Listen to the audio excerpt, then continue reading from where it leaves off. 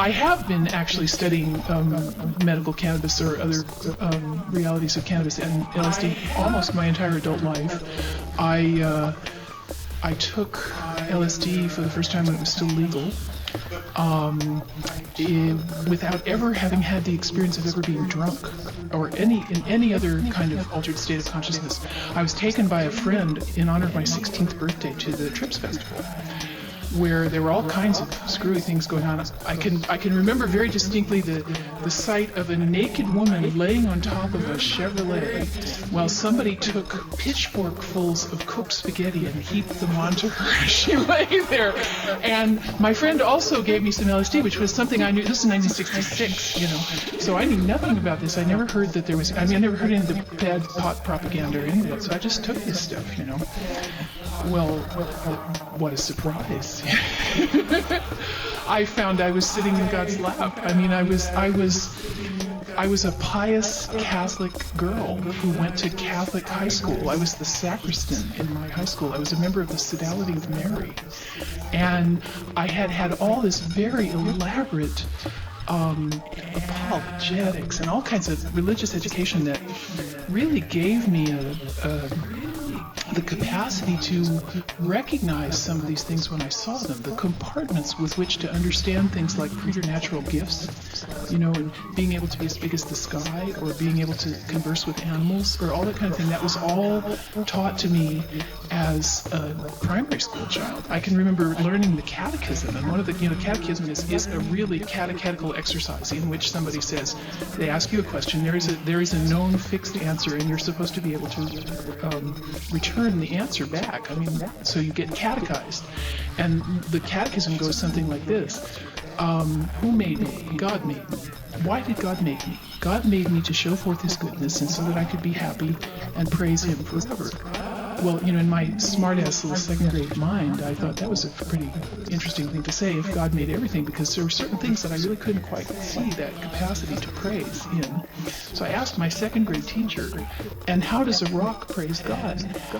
Very deep, spiritual young nun said to me, a rock praises God by being a rock. Perfect answer for a 7-year-old, actually. So all those compartments were already alive in me, and when this substance sort of gave me this perspective on all this stuff, it flipped my switch, because I recognized that the communion experience that had been taught to me and distributed to me was in a very real way a form of placebo. And that there really was an experience of receiving God within and becoming a vessel of the divine, and that all those things really were descriptors for real experiences that people could really have, as opposed to, I've tried not to participate too much today, because I was afraid that by the time I got to this point I'd be kind of talked out.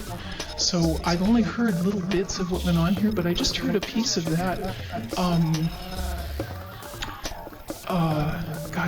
In Dr. Concrescence, who was just talking about this, but I've heard little bits of this come through, and in any case, it was a real, it made a lot of sense to me, and I've kind of never gone back. My parents wanted to whip me out of the Bay Area as fast as they possibly could, so they were afraid that, like, if I went to Berkeley, which was my idea of what I would do, I would turn into some different version of their daughter than what they were really wishing for. So they persuaded me to go to New York to college, which I did. I enrolled in Vassar College in the fall of 1967. Unbeknownst to them or me, Timothy Leary was about 15 miles away in Millbrook. So I quickly figured out that there were lots of more interesting things going on there than there were at my school, and I was probably the youngest person to be there who was really described as and thought of as an adult. There were certainly people of my age there, but they were the children of other people who were there. So I had the whole experience of living through this sort of psychedelic ashram life in which people got up together in their dreams and did things. And that was a pretty remarkable kind of an experience. And then I thought, I actually finished college, and I came back to the Bay Area, and I thought, maybe it's time to start, getting a life. So I had a sweetheart who was in the radio, television, and film school at San Francisco State, and I thought that would be an interesting thing to do. I had a degree in theater, so I enrolled in the radio, television, and film school, which was at that time called the Department of Communication Arts. And in order to study there as a graduate student, you had to take a communications class with one of the older faculty members. It turns out that this fellow was somebody who had also the experience of Timothy's psychedelic ashrams. He had been a participant in the experiment in Zihuatanejo, which preceded the one that I participated in Millbrook. And he had a colossal bum up there. He had his sort of programmed LSD experience on a day when the police came crashing down. And he was arrested by the Mexican police and beaten up, and they broke a big bone in his face, and he had to be airlifted back to the United States, and it was a big deal. And he still felt that it was a valuable, useful experience. And actually, this experience is written in several,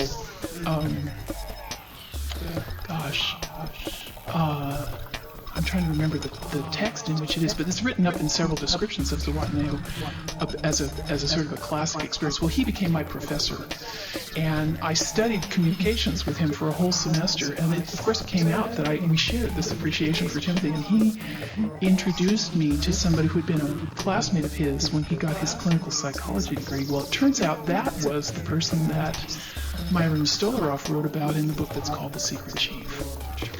And that fellow became my spiritual teacher. And I worked with him and studied with him for a big part of my 20s until finally I became one of his staff, and I started helping him move people with the use of a variety of psychedelics through these very intense group experiences. And as a result, I had a very Catholic, wide, universal kind of opportunity to sample a lot of what I think people now describe as entheogens, but I have the tendency to use the older term psychedelics because it's the one that I originally started to use to describe these things. And I did that intensively as a spiritual practice and as a psychological practice throughout most of my 20s. At a certain point in that process, the teacher with whom I was working met what was then Mr. and Mrs. Dr. and Mrs. Stanislav Grof, except it was Dr. Grof and Joan Halifax, who was then his wife. And he invited them to come and meet our group of people that tripped together, and they came and gave this little seminar. And at the end of the seminar, I went up to them and I said, well, you're going to give this workshop in Big Sur, and I want to be in it. And they said, well, it's nice, it costs $2,500, and there's about 83 people in line in front of you, but glad to hear it. I went home, the company I worked for gave me a bonus, and it was like exactly the amount of money that the tuition was. And the next day, Joan called me up and she said, well, we tried demographically to balance the participants in these workshops, and the person who corresponds exactly to you in age and sex has just dropped out. So, okay, so I went to Big Sur, I went with my teacher to Big Sur, and I worked with the Grofs for 6 weeks. And during that time, I had one of these experiences that Dr. Concrescence was talking about of having a walk-in. I had become so empty from the work that I was doing that the next most nearby entity kind of moved into the unoccupied space in my being. And I acquired a whole sort of simultaneous second identity that I've been working with ever since. And that's why I told you all this long preamble, because I also have another name by which I'm known, and it's just possible that there might be somebody in this room who knows me by that name, and that is Hidden Mountain. And that is the name of that other person that moved in with me. So I've been kind of functioning on the two-part path there for a long time. And for a long time, I really worked hard to keep those people in different compartments. Because Happy Monday, y'all. Hope you're all doing well out there. Had a good weekend, all that good stuff. Came back inspired, ready to make some noise. Buzzseye, how you doing? I'm doing all right. Happy Monday to you. Saffron, happy Monday to you. You are first in Butte. Welcome in. Blazing Beats, yo! It's Monday, homie. I hope you start feeling better today.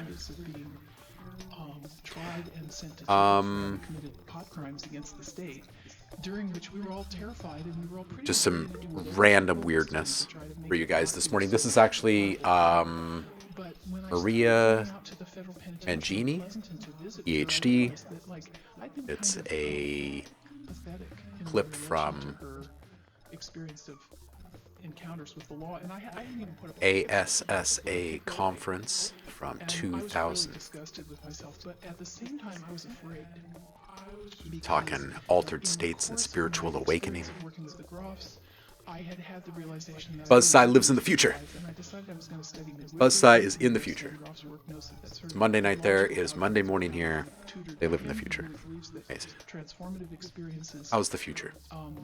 conform to Any better than this morning? kind of pattern character which is correspondent to the biological stages of the birth experience that babies experience as they descend the birth canal, that women experience as they give birth, that dying, Sleepy. spiritual transformation, Sleepy is the future. psychotic breaks, giving birth, being born, and things Okay, so I am, all sort of have this template that they in America, so feeling all sorts of upside down and bewildered right now. And I thought, you know what? Let's just play today. We just like take a day to play and just go down a weird granular rabbit hole together. So the idea was, if you could We're going to play with a sweet tool called Novum. I really have not played with it. I opened it up and touched a few things in there with you guys on Friday, but it's Feedback Friday, so we did not sit and play with it. We're going to do that today. I have no idea what we're going to do with the thing. I have intentionally not looked at the manual. I've just kind of sussed out what's happening from clicking around a little bit. I've put a couple of sounds in there. For those of you that were here on Friday, saw that. So it was just a few minutes worth of stuff. But I'm really excited to get in there. It comes highly recommended by my buddy Danny. And I've heard other people speak quite highly of it as well. Yeah, America is becoming a next 6 years, I pretty much spent the whole time in the basement of the library, which is probably why I've never. Try Filterverse. You're blown away. Hold on just a second. But I did do a doctoral dissertation on this area of interest. Oh, it's a polyverse. Yes, I knew it sounded familiar. Yeah, I need to get in touch with them.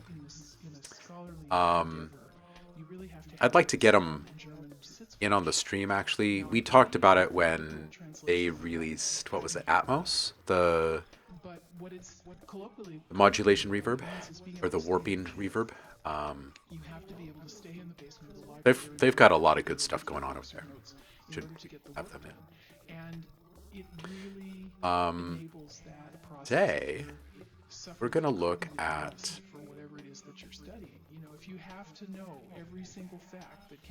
we're going to look at Novum.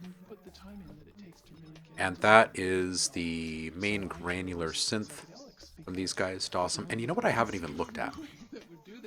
And also because it gave me a reason to be sitting in the library. I haven't even looked to see what deals are on right now. Have the wigwams when somebody would look over my shoulder and see what I was reading. So now I have sort of over at Plug-in Boutique. So I'm just going to look. A couple decades of leading a more or less blameless life in other ways. Buy one get one free. I'm really pretty much out about this. I teach in a master's program for nurse practitioners in a Catholic school. And wave slicing synth with analog style control. And so I feel like I will give this a gander, and I will let you guys know if I think it's worth it as an extra pickup. Because this is get it free if you buy something Plug-in Boutique right now. So I'll do the math and I'll take a look at both and see what's the better deal for you guys, because it's on sale over at Dawson. If you buy direct right now, it's also you get a free synth at Plug-in Boutique. So we'll see. We'll see. For those who are interested, there's also a fully functional 90-day demo for it. I'm not getting paid by anyone, so I just want you guys to have the chance to play along if you want. But anyway, it's a 90-day no restriction trial. Just from the couple of minutes that I spent with it Friday, I would say that it's worth checking out at the least. We're not going to play with It's an old.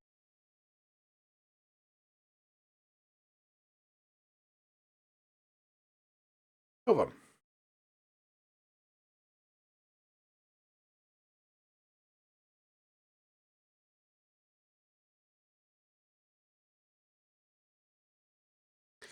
Okay. Yeah, they do have really good stuff, BuzzEye. Seeing your comment there in the chat. Okay, so like I said, I really haven't played with this. So we're gonna press a few buttons in preset world. And then we're just gonna start deconstructing and figuring out how it works before we start pushing it a little bit. But from my understanding, what happens is you drop a sound in here and it deconstructs it into 6 layers. And as you are browsing the presets are made up of sounds that involve up to 6 layers. And each one of those layers has independent timbre control and modulation control over a certain range of parameters. And then there are also shared features like effects and have the ability to load these 6, I guess we could call them partials for lack of a better term right now, independently of whatever sound was loaded initially. So even if you drop in a sound, it is then deconstructed into 6 different layers to make that sound complete upon playback. You could take one of those layers out and put in a different sound, like bees buzzing or some ice cracking or whatever. So I think that's kind of it in a nutshell, like at a really, really super basic level. There's some really interesting stuff happening here that deviate from what most people would expect to find in a synth. The timbre control is it's very granular centric in that the parameters that you can touch are your typical size, density, position jitter, skew, time jitter, gain, pan position, and pan jitter. But then there's also what they have here, which is called the timbre flower, which allows you to make something more noisy, more synthy, or ambient, I think. Then you've got an envelope control, which allows you to manipulate the playback speed, the start times, your points, whether you're going to cycle forward or back or re-trigger. Then you've got this thing called Synthify. And I'm not fully sure exactly what's happening here because I haven't actually played with it, but my guess is that it's some sort of spectral resynthesis. When you hover over it, it says Synthify takes any signal and turns it into something that could have been created by an analog synth. So we'll figure out what that means. There are effects in here. I think they're global. And modulation. Okay, so that's it in a nutshell. We're going to take this thing for a spin and see what it sounds like. Imbu is saying granular is quite popular right now, isn't it? I feel like granular has been popular amongst like experimental enthusiasts and sound enthusiasts, ambient enthusiasts, for a few decades, well, several decades now, but we've only gotten better tools in the last several years, right, that are a little bit more accessible. Like Portal from Output is pretty darn good. Novum here, I think, is going to stand out as pretty darn good. Quanta's good. There's a few. Blazin says it's wonderful, like a person for myself. Yeah, same here. Same here. I make a lot of stuff that is deviating from normal, I guess you would say, and I like making a lot of hybrid stuff. I also make tons and tons of cinematic stuff, as you know, so it fits in my toolbox quite well. But I think that there are many things that you can do with any kind of granular tool that are absolutely applicable to what the large majority of people do out there. It's really just how you go about doing it. So let's dive in and see what this thing does. Again, I'm just going to play a couple of presets for just a minute, and we're going to start figuring out how it actually works by swapping out pieces of different things and see where we end up. I'd like to bounce out a few sounds and then bring those into a sampler, see how they behave.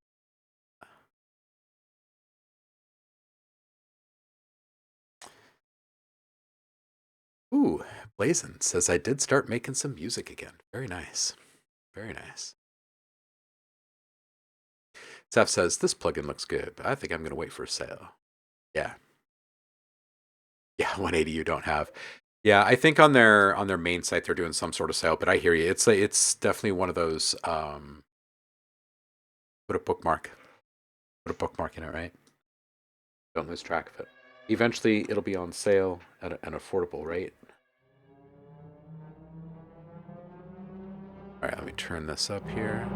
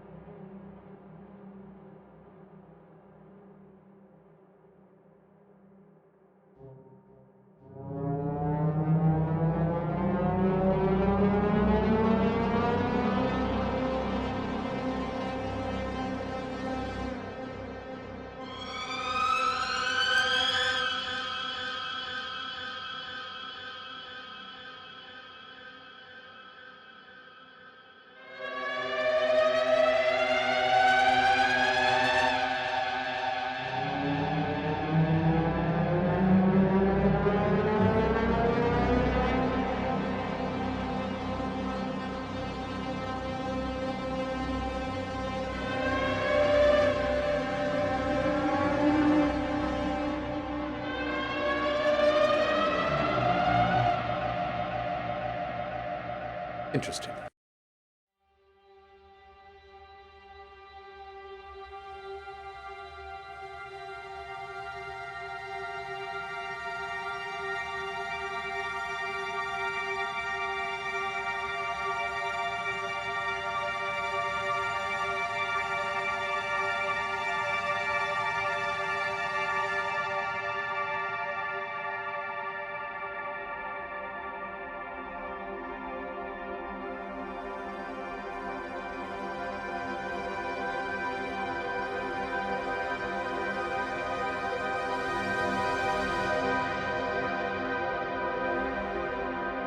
Got some aftertouch control in here.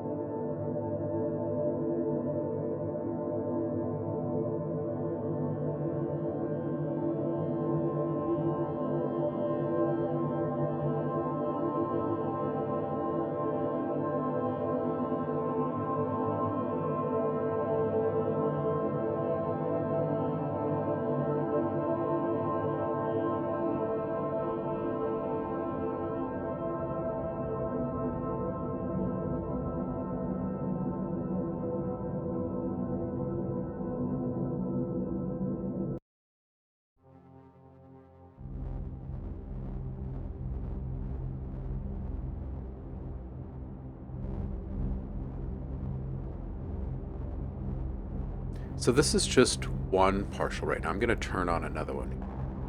We're going to start experimenting with what all these controls do.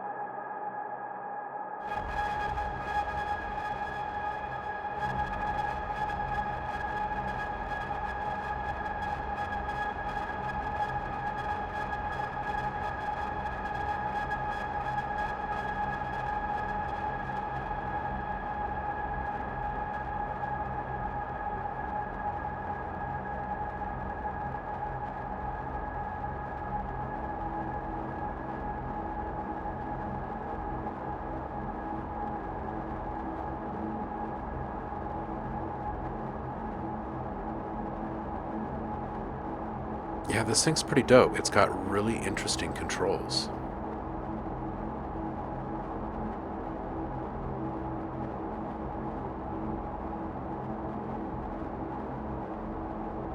View is saying everything this does would have taken ages patching my mutable instruments bit. Yeah, absolutely, right?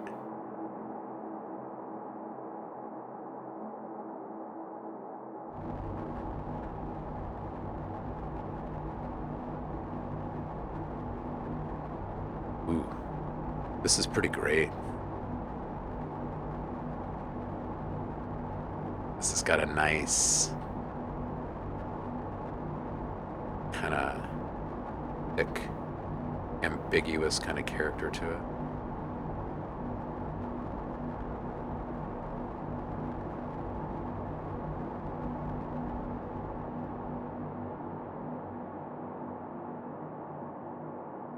Yeah, I just finished up a big atmospheres pack.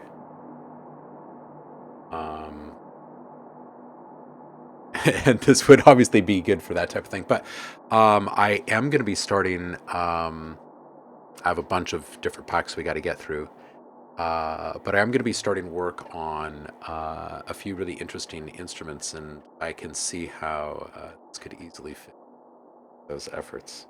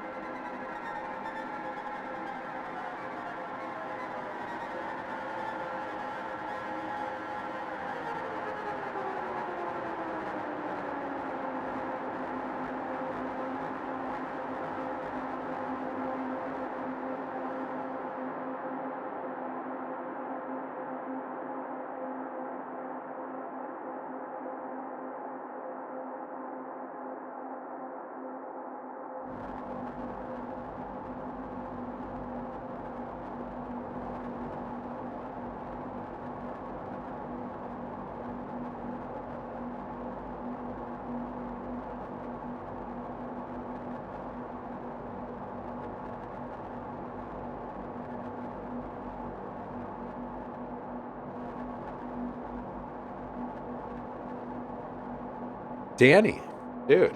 Yeah, we're gonna take a look at all their stuff, I think.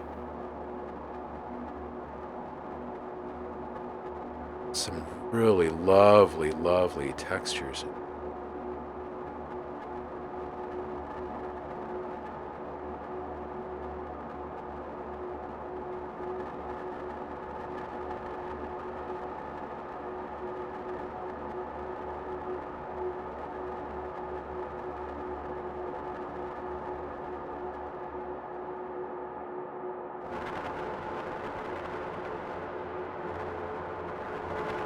Oh, I see. I'm starting to understand the modulation matrix over here.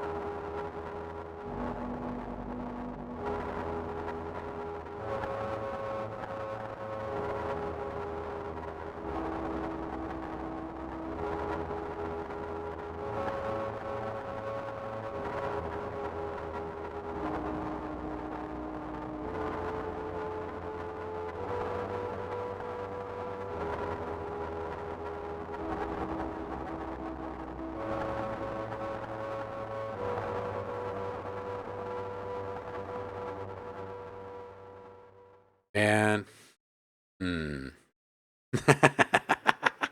Oh, this definitely does make me want to kind of drop everything and just kind of play for a while. It's not often you get an instrument that's cooked up from such a different perspective, you know?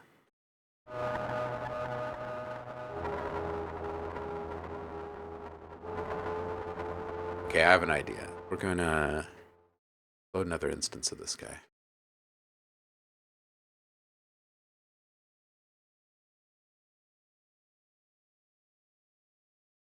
We will come back to you.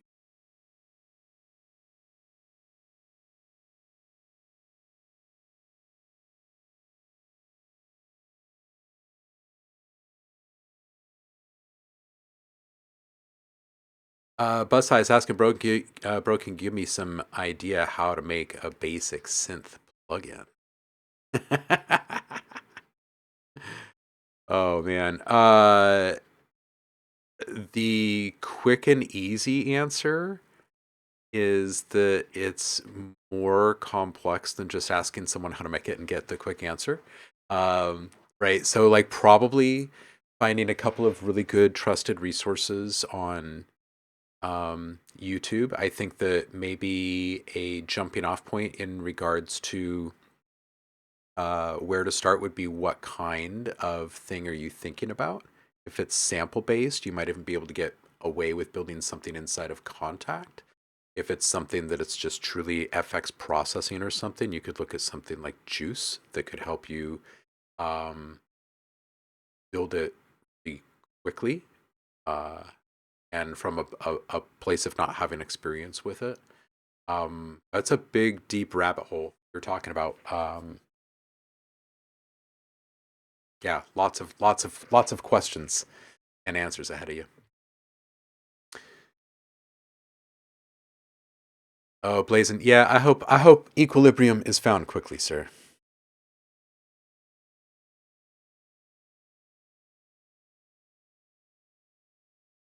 Yeah, Danny, I haven't really even begun exploring all this stuff. Danny's just saying, yeah, do a beautiful sounding plugin. You can get some wicked textures with the jitter sliders and texture flower.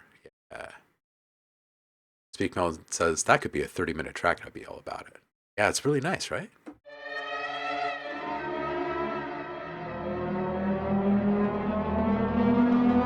Okay, so in this one, I want to set up something a little different, and then I'm going to layer it back to the. Yo, Unknown's here. How you doing? Oh yeah, and Saf points out you can try Max for Live, and if you already have Reaktor from Native Instruments, you can work inside of that to build stuff. Both of those have audiences already. If you work inside of Ableton, you're obviously going to have a larger audience in front of you that's actually engaged with those tools, like in their DAW. Where Reaktor users, you got to get those folks like while they're spending time in Reaktor. Um, but a couple of established places nonetheless. Ooh, Unknown is doing good. Had a Mini Freak Stellar delivered the other day. That's nice.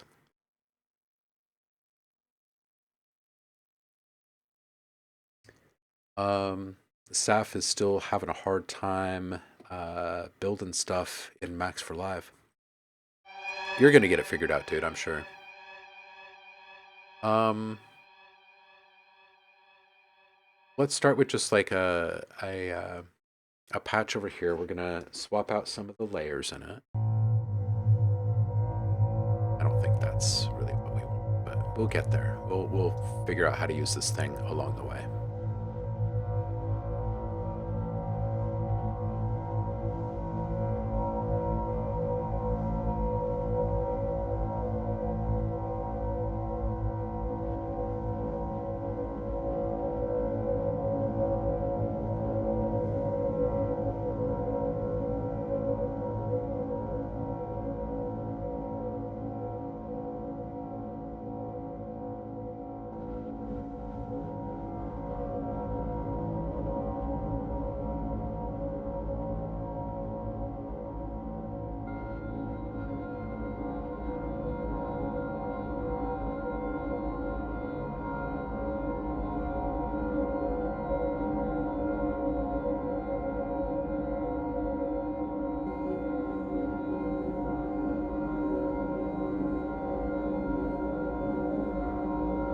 we're quickly moving away from whatever. Oh, this started as a piano. We have one sample left from that.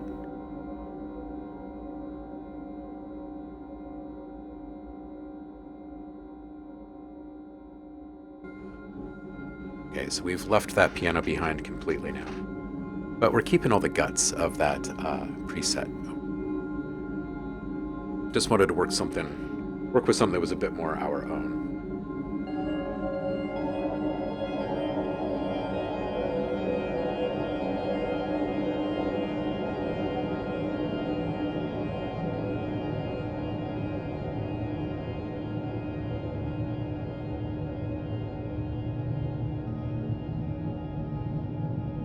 Main ADSR. Bring this out a bit. This guy down.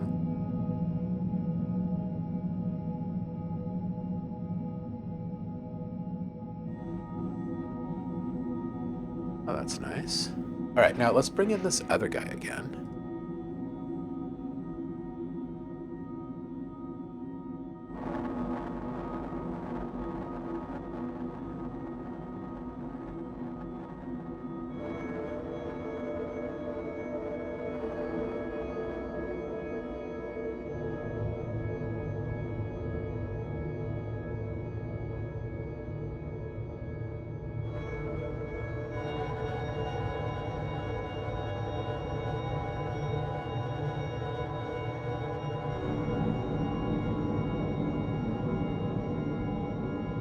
Let's turn off the effects in here for a second and see what it sounds like.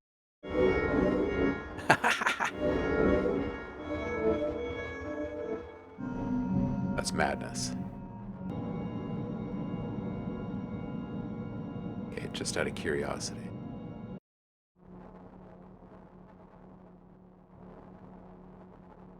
This guy.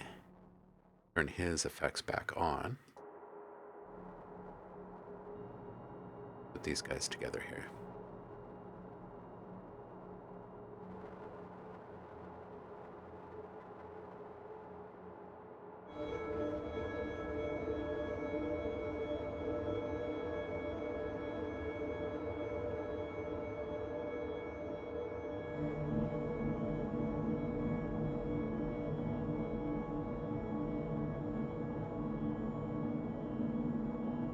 Okay, these two things sound quite lovely together. Now, I'm just going to send these guys out. Or actually, you know what? We'll,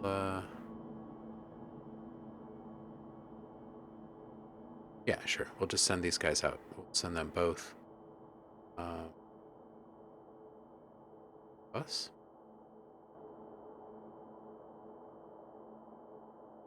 Second. And on this bus,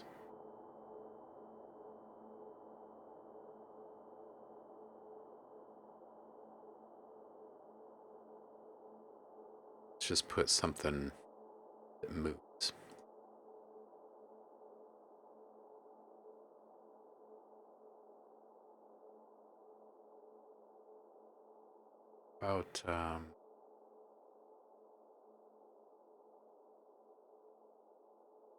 About a little thermal for right now.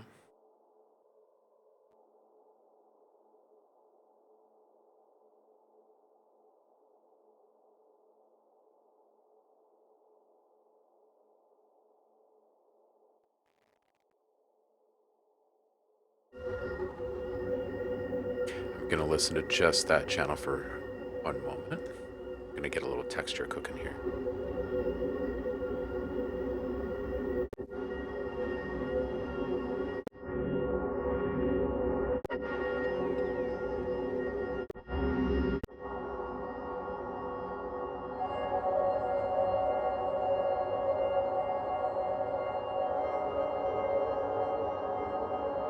Okay, so we're just gonna make this a fully wet channel over here. Bring that in around half or so.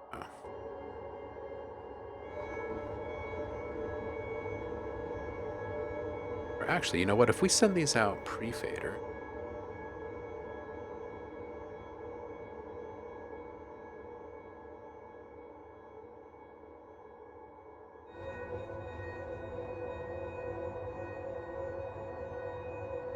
Quite a lovely sound there.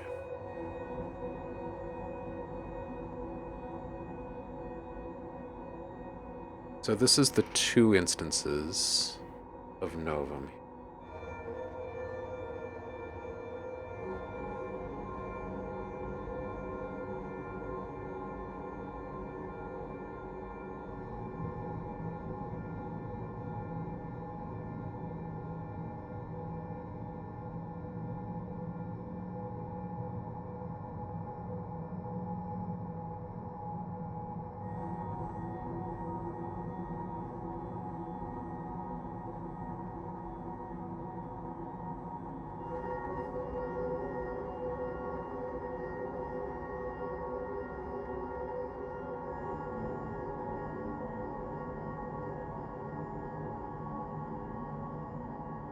Quite a lovely sound. Okay, so now if I take this and if we just give this, let's see here, if we put this into a stack.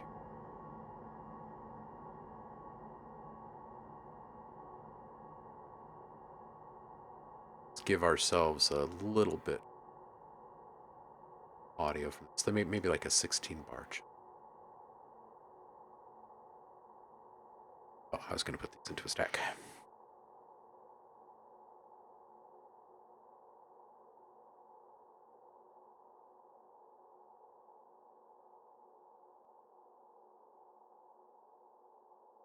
Okay, so here.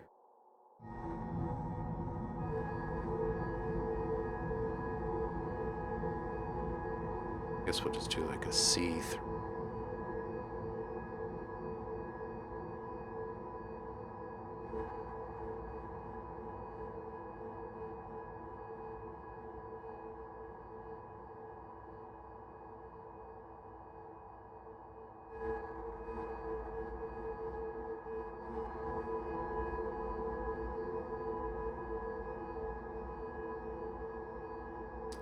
Okay.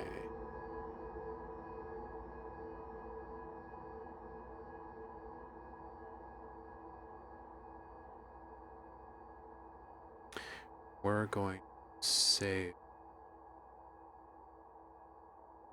And we're going to bounce this.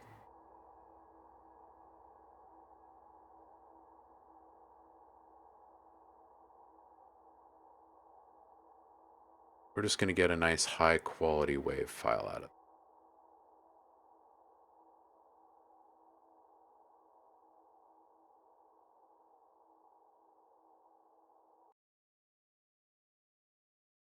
We're going to resample this guy. Just going to run a little test here on some things.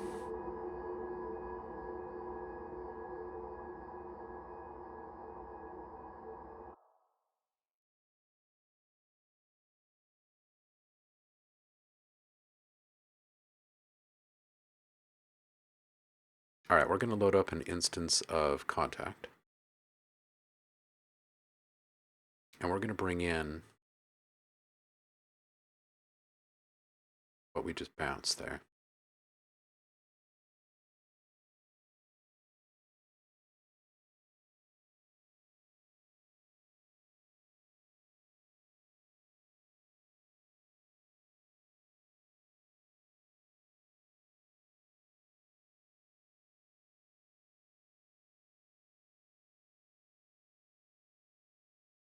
Okay, this is going to be a long sample. Oh, you know what? I don't even have my... Let me just do that really quick. Just in case I want it later. Ugh.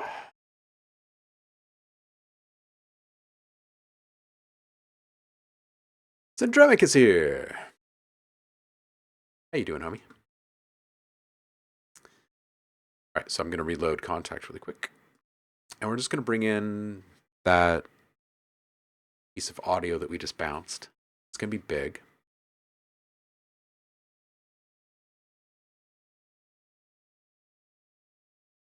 What's going on here, kontakt?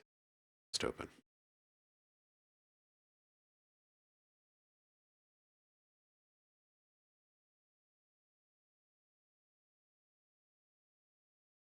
Doesn't make me feel good when something takes time to load when I've got this much RAM.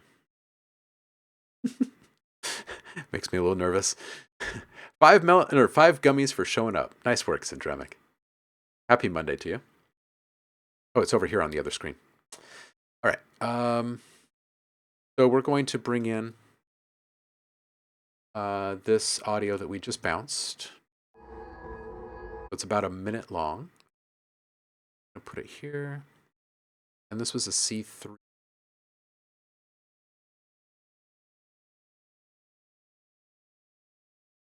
Hey, C3. Look at that. Okay, so we've got a range. And we're just going to extend the key range down.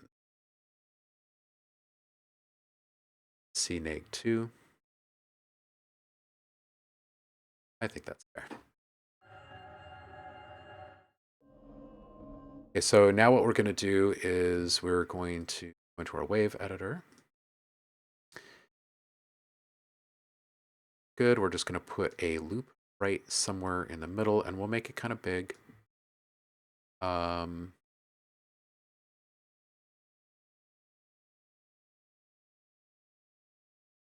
I just want to go and set up our attack here.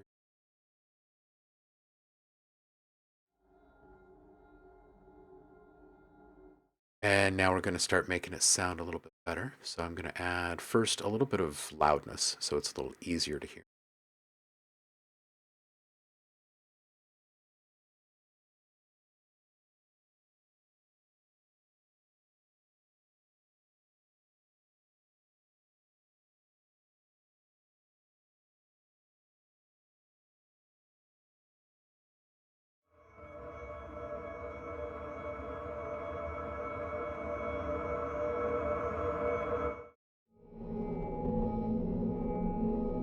All right, I'm going to add some more release to this thing. So here, resolve.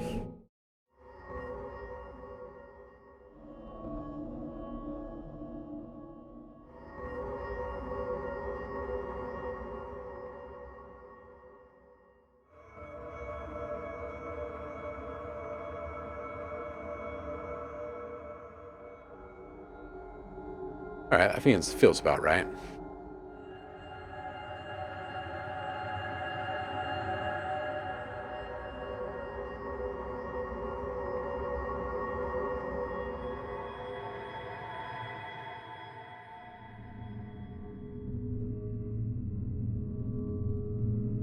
That's quite lovely, isn't it? Drop down some octaves there.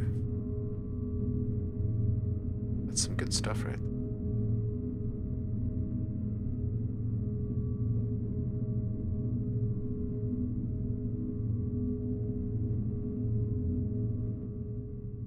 Buzz, Twitch needs to get itself sorted, man. It's true.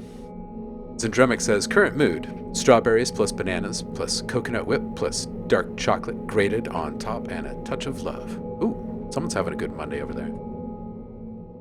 Unknown says, what does a resistor do when current gets out of hand? Calls up his ohmies. Ah!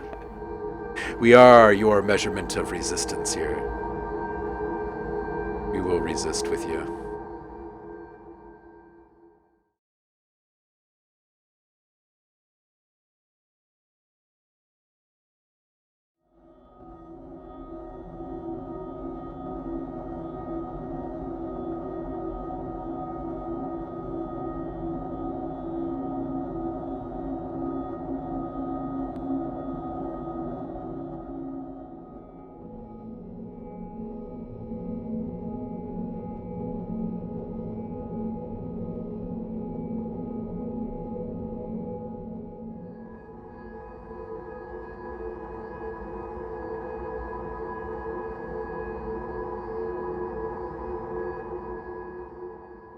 Yeah, see, the way that I see it, Novum, and I know that it's easy to make a pad with a lot of reverb sound good in a sampler, but the way that I see it is that it's just as applicable to all of the short plucky sounds that are not as processed.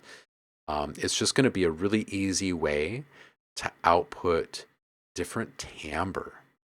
Like that's mostly what folks are chasing, right? Is getting something that feels original and familiar, right? But comfy, and inviting. And yeah, I think Novum is probably going to end up being a mainstay.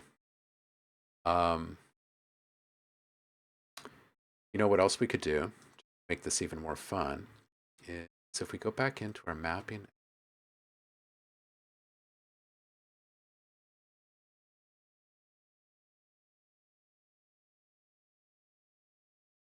Let's see here. If we take this down just a bit, it's over a bit, we can put another sound in. Well, maybe we'll go the other. Another sound in.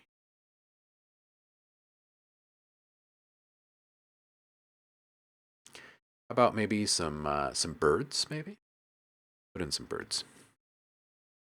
I think Bob Ross would approve of that.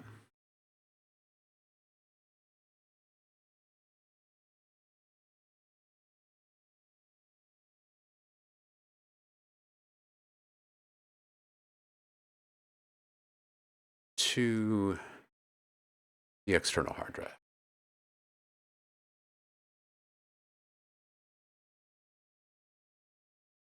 Got several terabytes worth of stuff. Let's find something tasty.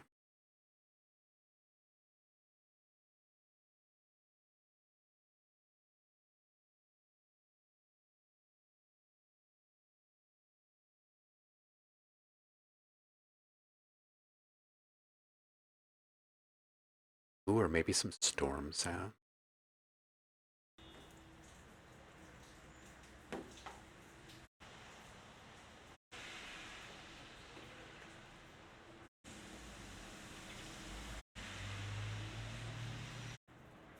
That's kind of nice. I'm going to take this. This is a super, super subtle field recording. It includes like freshly rained on asphalt and stuff. So we're gonna chop a chunk of audio out of this. This is about a 5-minute recording here. So we're just gonna find a good spot. Let's record. Got some textures. That's a pretty big bump. I don't want anything. Maybe this area right here. Let's see what this sounds like here.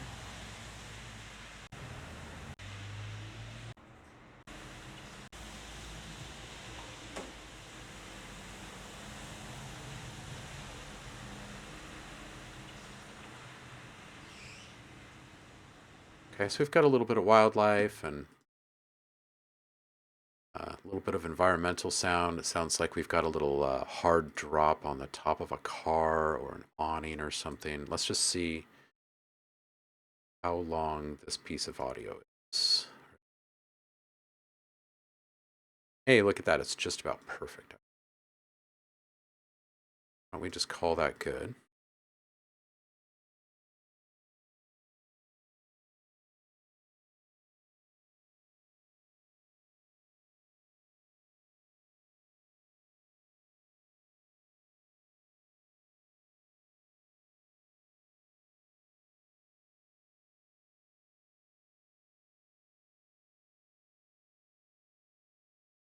Okay, we're going to bring that into the same exact instrument that we're working on. Set a kontakt.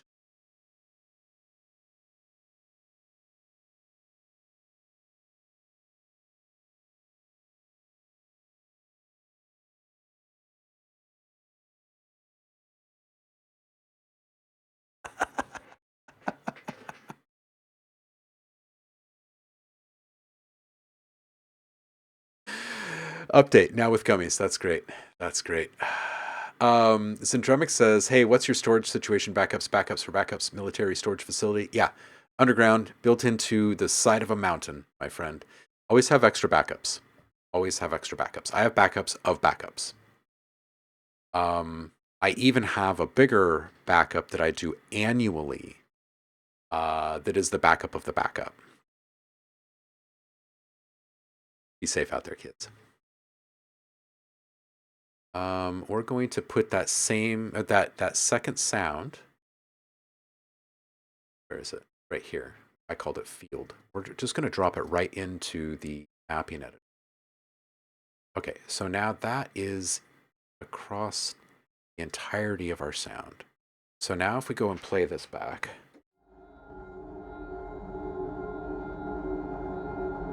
and I'm just going to pull up the wave editor now. I'm going to put a loop in here. And we'll make it about, say, a big or so. But we're going to have to put some crossfades in on this guy. We did not really have to put any crossfades in the other one, but I think we're going to have to on this one. So we're just going to do that. And we're going to say we're going to go back and forth. So we're going to get some reverse happening in here, which is going to sound weird. It's going to take it out of...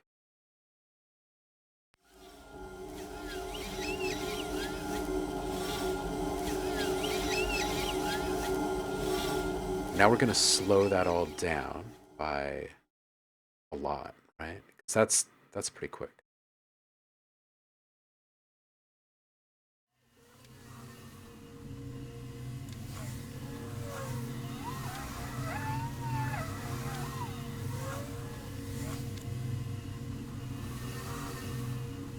Okay, now let's move.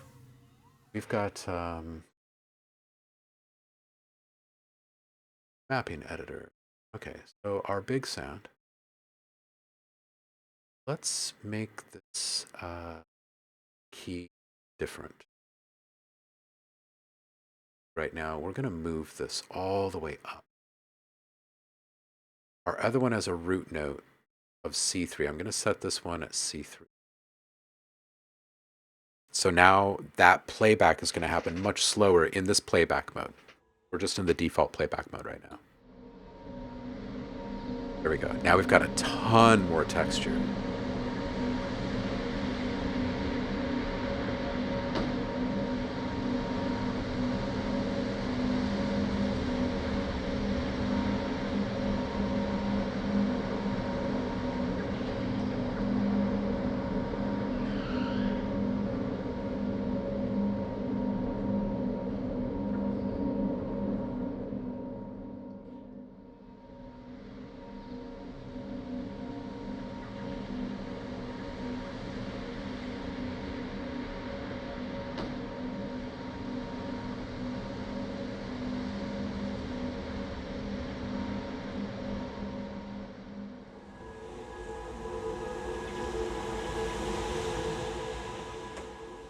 Going to bring this whole layer down in volume. That's going to sit 10 dB below the synth now.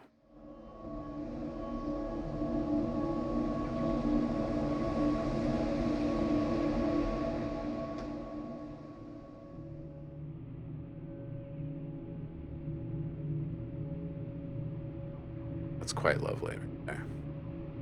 This is like meditation hour, isn't it? The meditation station. Zen is asking, how often do you replace your storage? Yearly? Like, even if you still have room, just in case of device failure, time-related and all?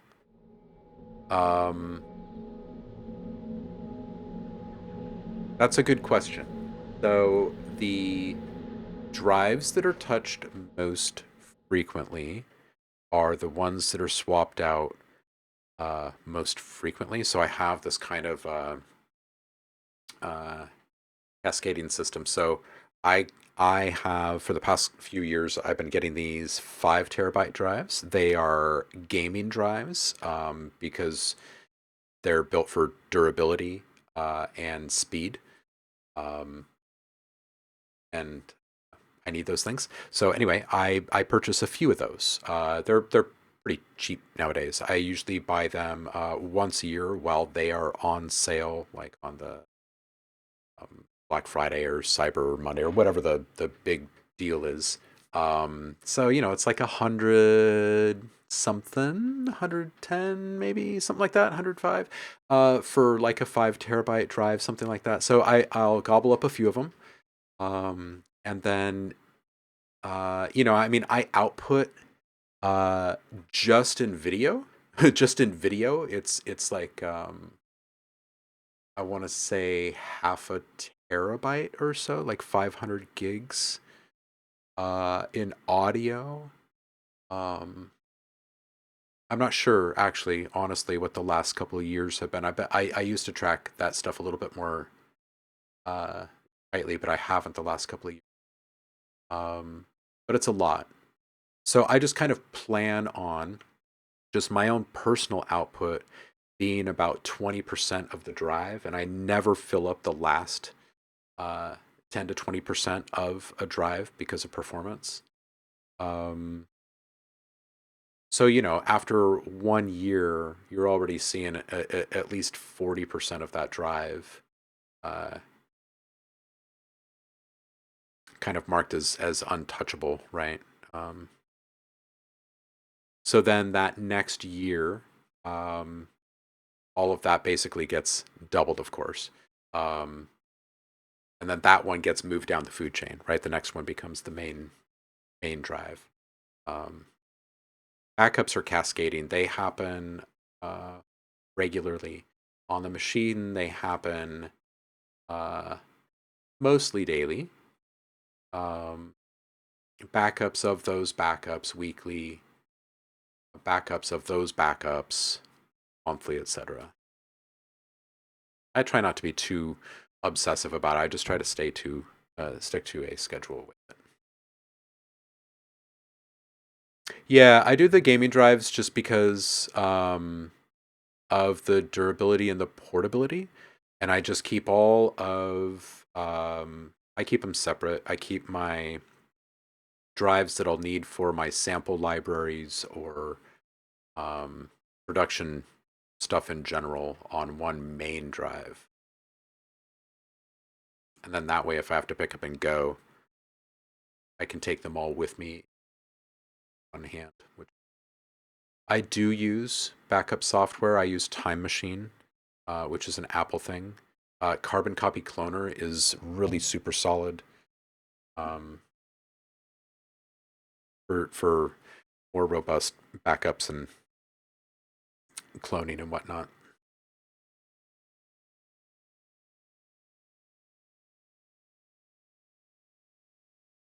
Okay, so we were playing with the layers.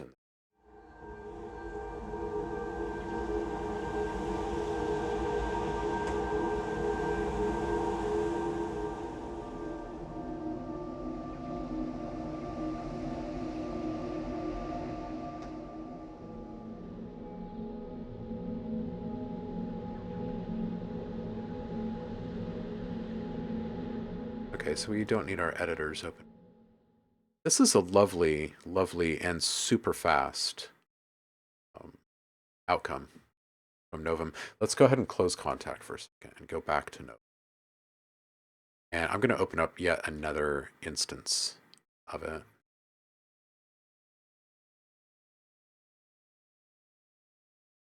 Not going to have it in that stack.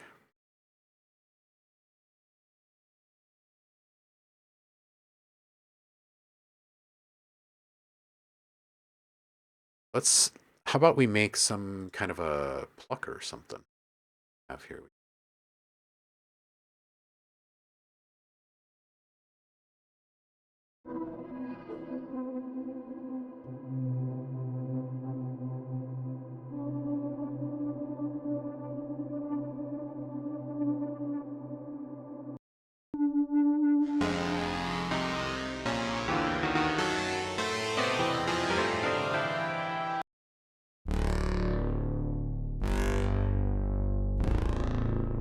The resonance.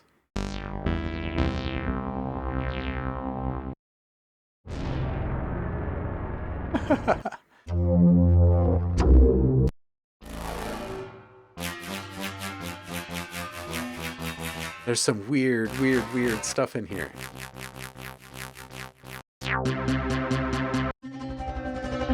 Whoa.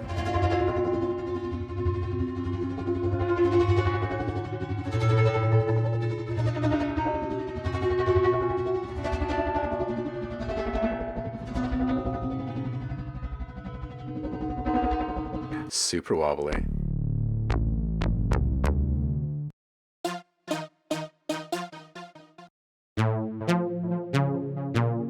Let's take out these effects here. get our main ADSR here. Let's down a bit.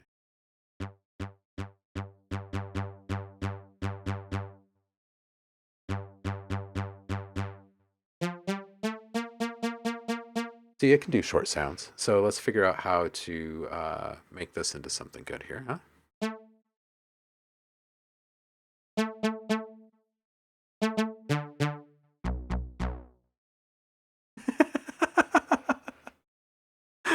Clown about to pop out of your toilet. That's a freaky Monday for you.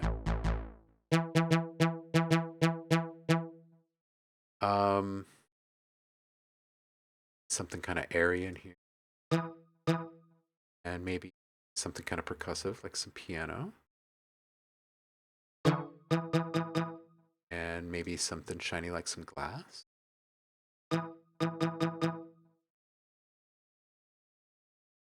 I don't know what night train pad is. There's a transient in one of these. That one. Noisy.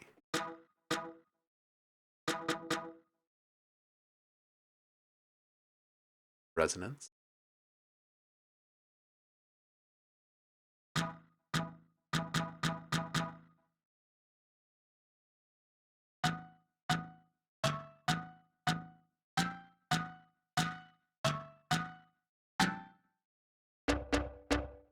This guy.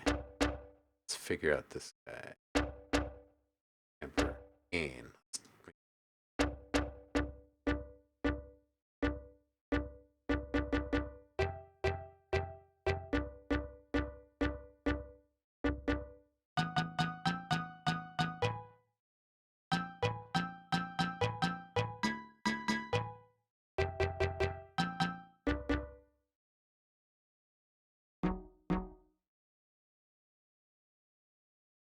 One layer at a time. That's this guy.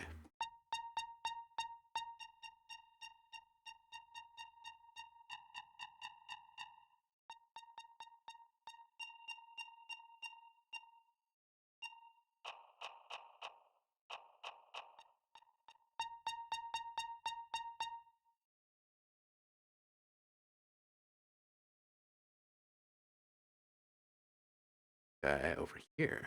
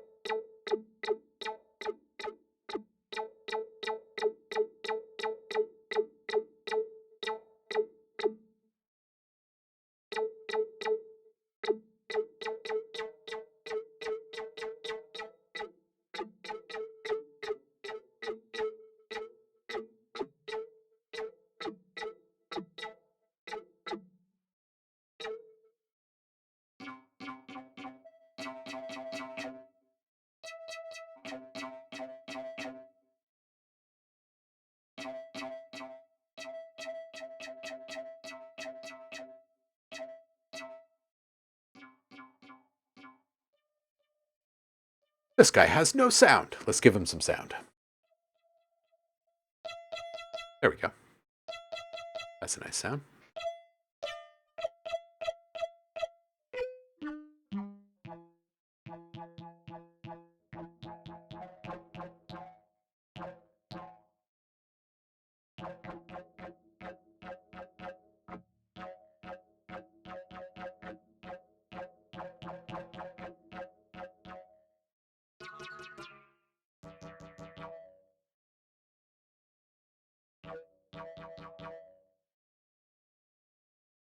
You know, this thing feels just a little on the device.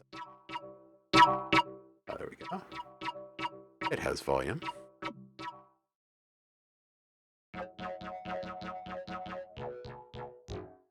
Weird. All right, let's keep playing with these layers, see where we end up.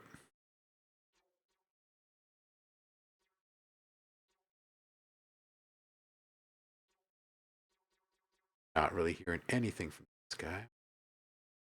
Ah, super.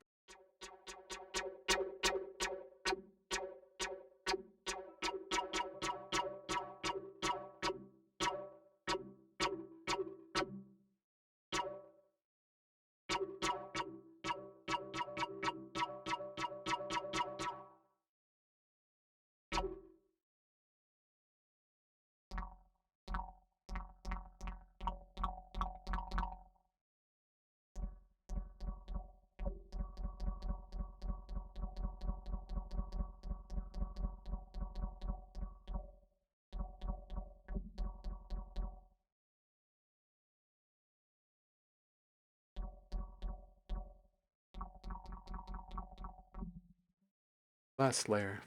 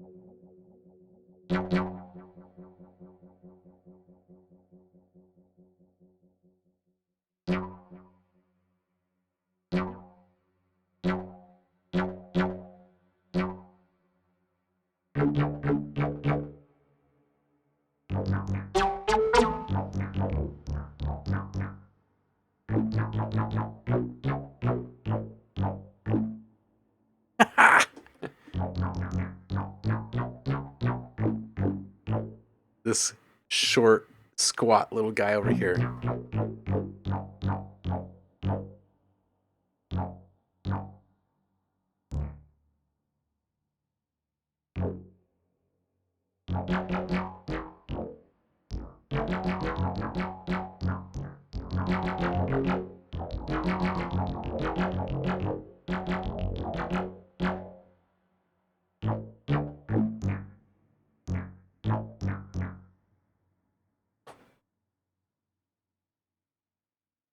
Grumpy old man.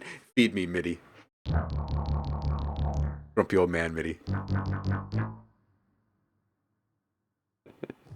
Get off my lawn, Mitty.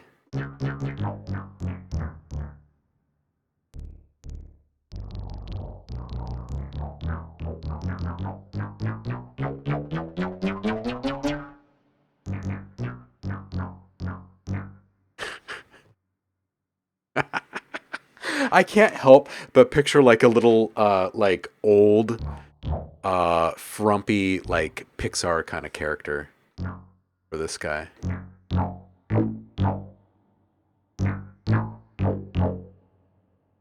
Get off my MIDI.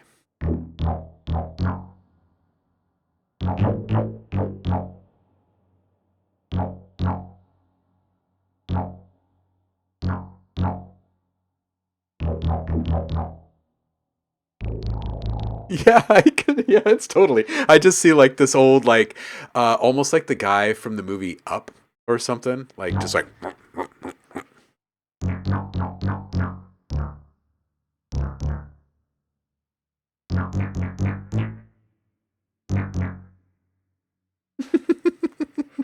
it's just so farty. Yeah, just yelling at everything, right?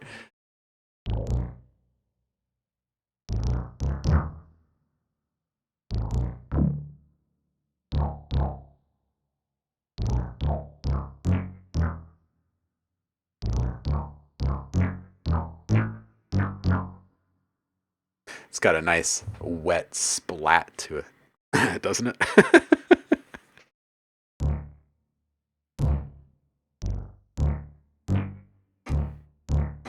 All right, so if we take this, we'll just one note.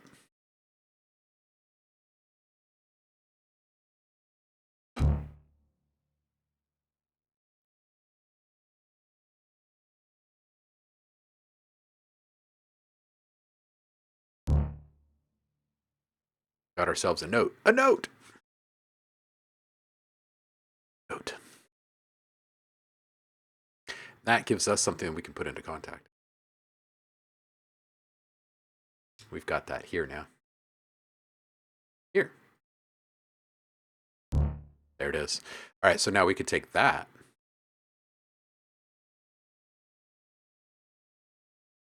And we can make an instrument out of that.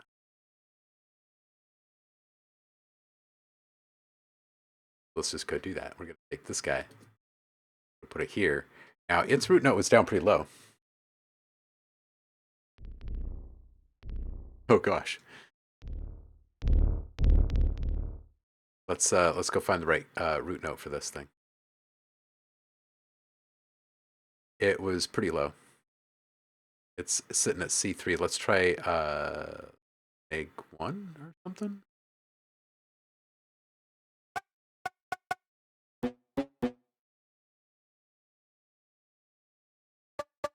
Nope, it wasn't neg 1. Let's try.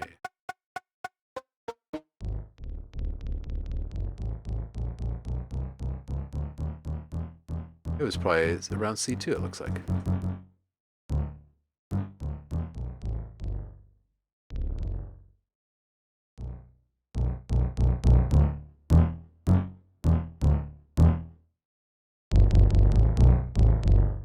Oh, what an ugly, ugly sound. It's just so frumpy.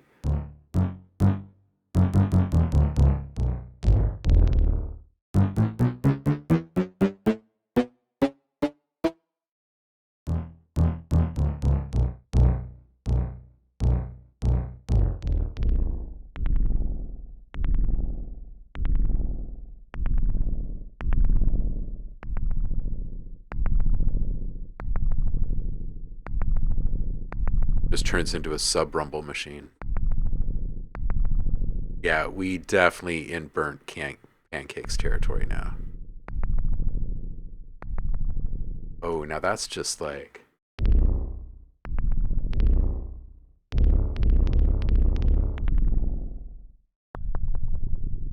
Ooh. Okay, hold on just a second. We're going to go in here. This, we're going to... Guy.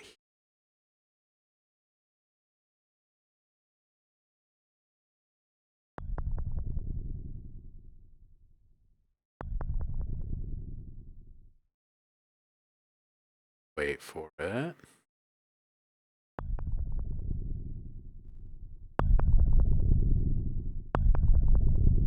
Oh, goodness. Oh, my goodness.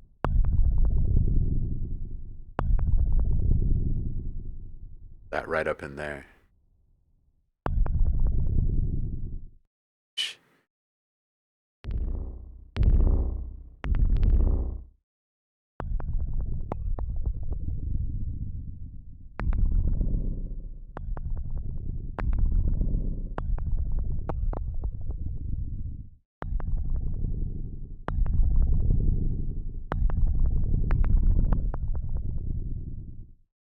Man, that is amazing, isn't it?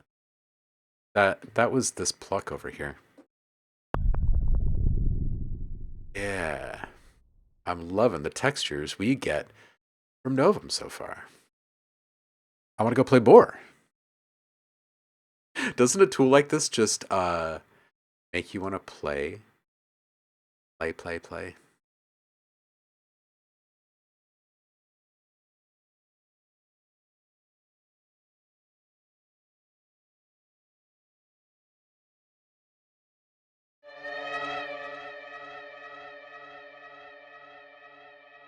All right, we've also got these things called orbits. Let's see what orbits are. Little pulses.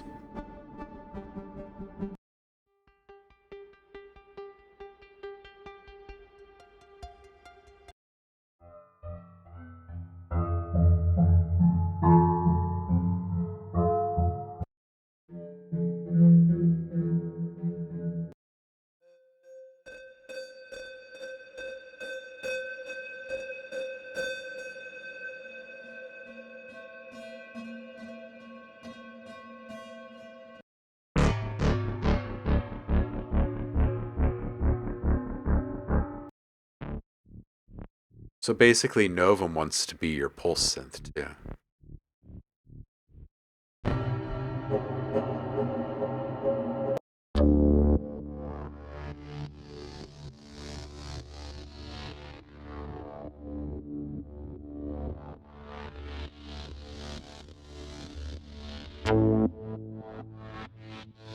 Okay, so after orbits, we have acoustic.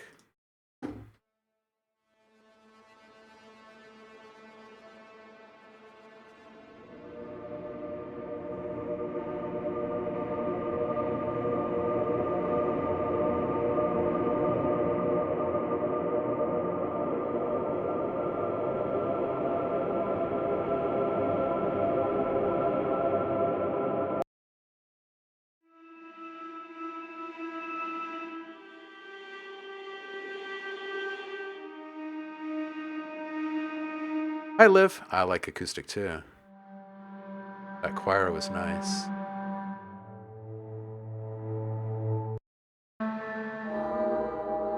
Whoa.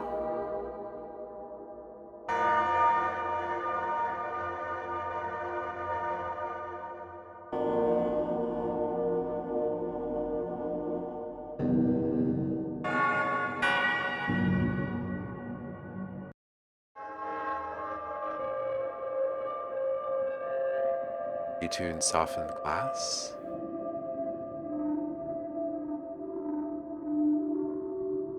Unknown. Yeah, going back when the nausea in a Buddha temple. Celestial tonic dust. Yeah. Let's play with this one for a little bit. I want to take swap out some stuff here.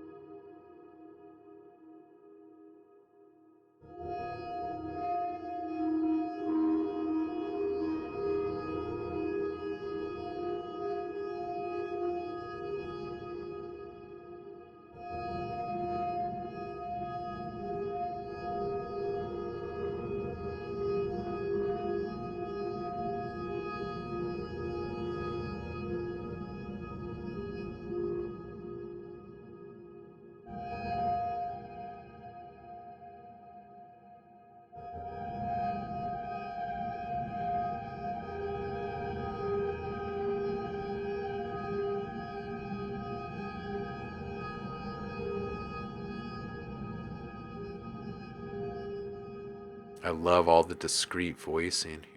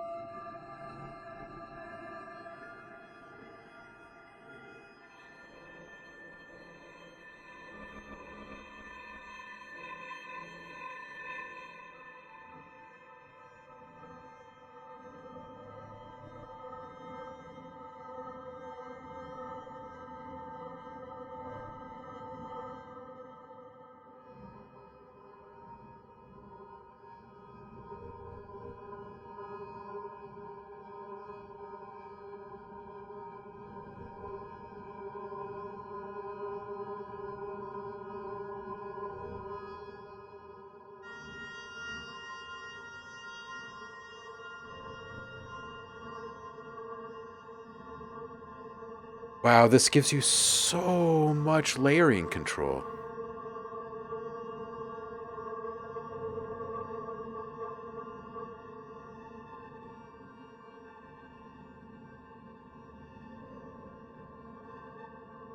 Yeah, so much individual layer attention.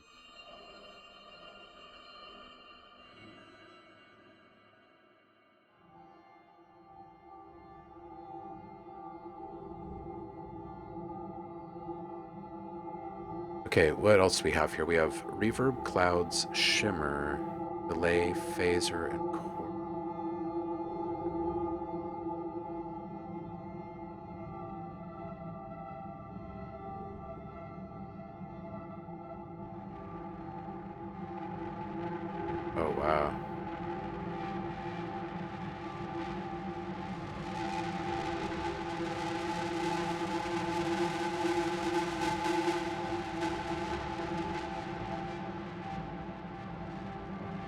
So I think the Synthify feature, the one that allows you to take any signal and turn it into something that could have been created by an analog synth, I think this is a universal thing that is applied to all of it the same way that the effects are being applied in tandem to everything. Unknown, right? Yeah, exactly. Who even needs black hole anymore, right?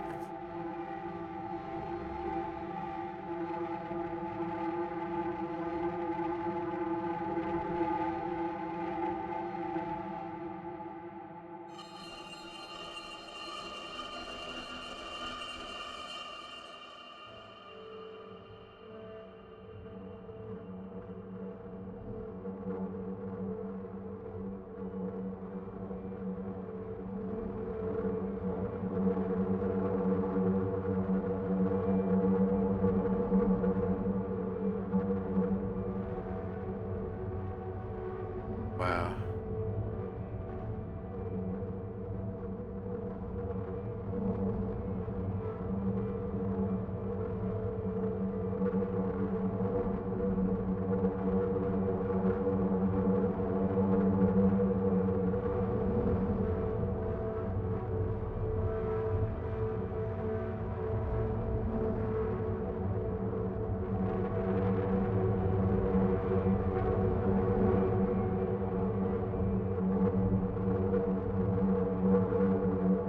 Wow.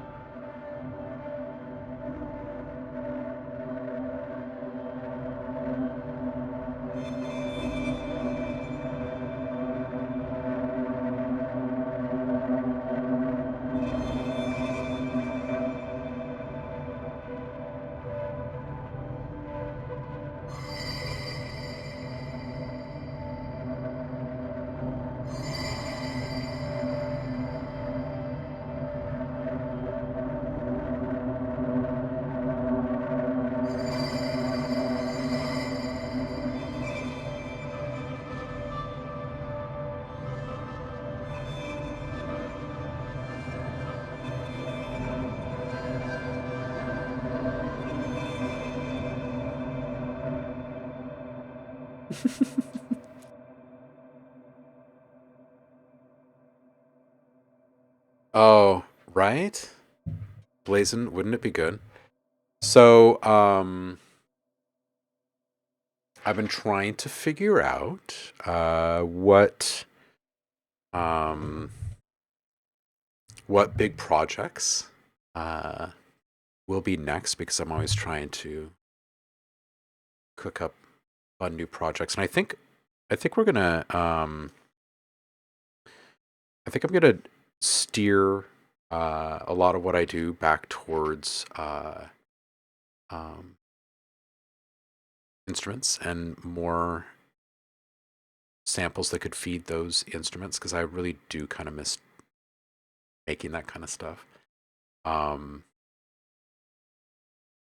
so you guys will probably see a little bit more freeform play from me over the next couple of months. Is kind of what I'm expecting. As I'm um, cooking up some initial ideas for this.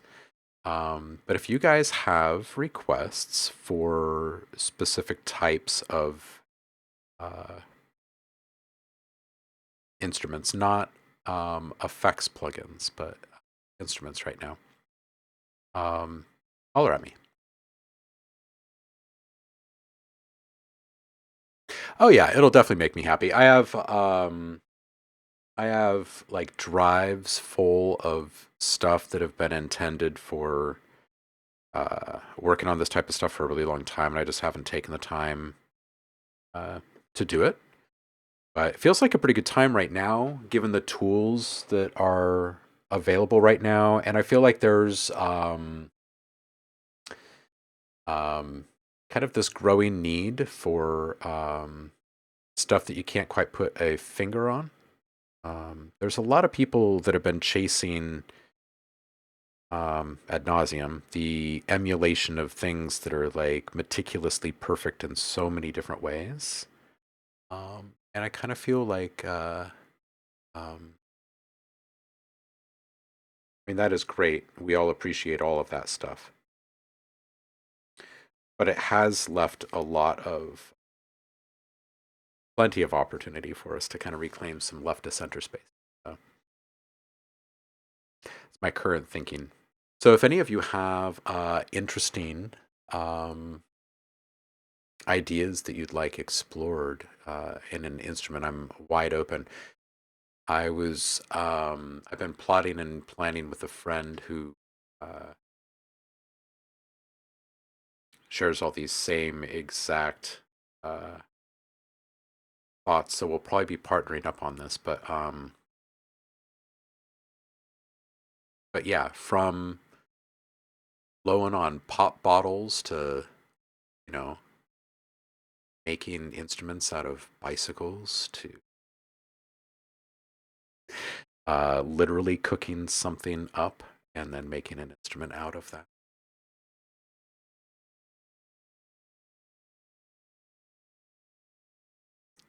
Yeah, so Speak Melon, what was happening there is I was playing with the attack rate on the synth, and I was holding a sustained note down a few octaves, and then I was just kind of like placing little flutter notes. Uh, it started on just the octaves, and then I started playing some fifths in between. Started making them just a little bit more percussive, but we were only just getting little flutters of it because of the higher attack on it. So that's some stuff. Water drops. Yep. Absolutely, Syndrome. Yeah, absolutely. Yeah, we can do that. There will be, like, already on my list of things to hit are a whole bunch of weird hybrid things. Things that are like half voice, half something else, half bass synth, half something, that type of thing. Um, but I would be very interested to hear from you guys as I'm working on things. What kind of weird are you having uh, a difficult time finding? Right? There's all sorts of weird that we want, and all sorts of weird that we know about because other people have made it and put it in front of us. And sometimes it can be kind of hard to put those things into words. Um, so oftentimes I find myself thinking about specific types of texture um, or uh, uh, timbre or shapes more than like specific sound types. So if you guys feel like playing word spaghetti with me, you have no difficulty with Syndromic. You kind of own the shop.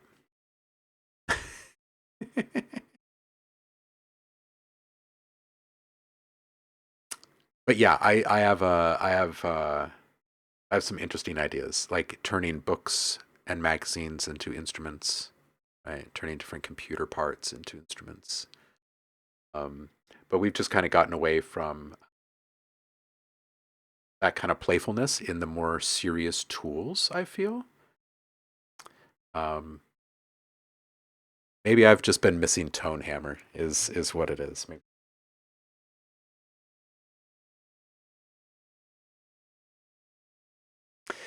You're obsessed with flangy lately, huh? Unknown. Squelch and like door creak glitchy sounds. Yeah, see that's what I'm talking about. That's what I'm talking about. Really kind of Foley driven stuff. There's terabytes of cinematic over here. You know what I'm saying? And so much of what I've done on the music side of things for years now has been bringing more cinematic type things, texture and left of center timbres, um, right into focus. But I think I'd like to continue exploring the textures and the left of center timbres more than anything.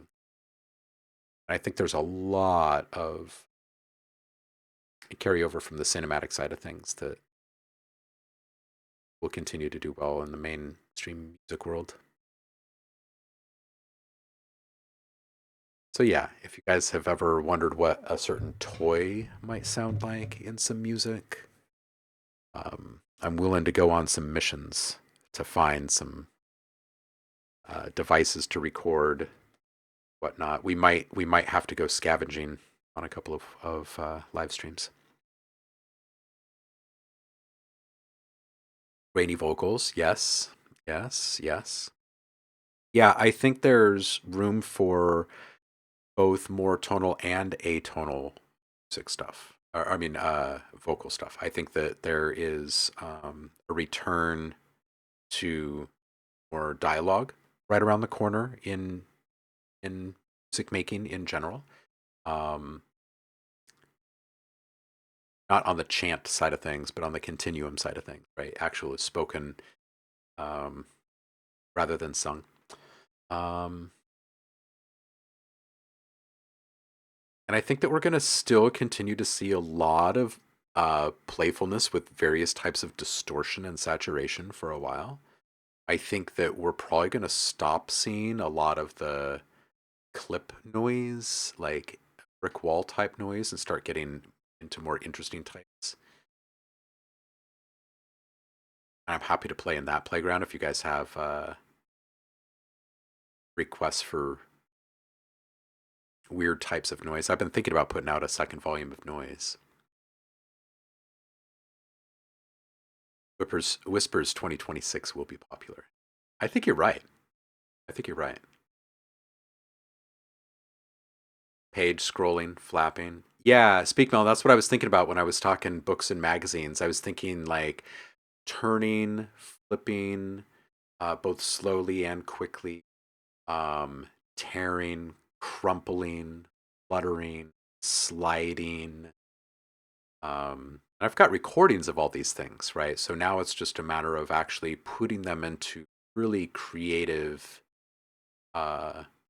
presentations, right? And then layering these interesting and clever ways that allows for a lot of uniqueness from one person to the next.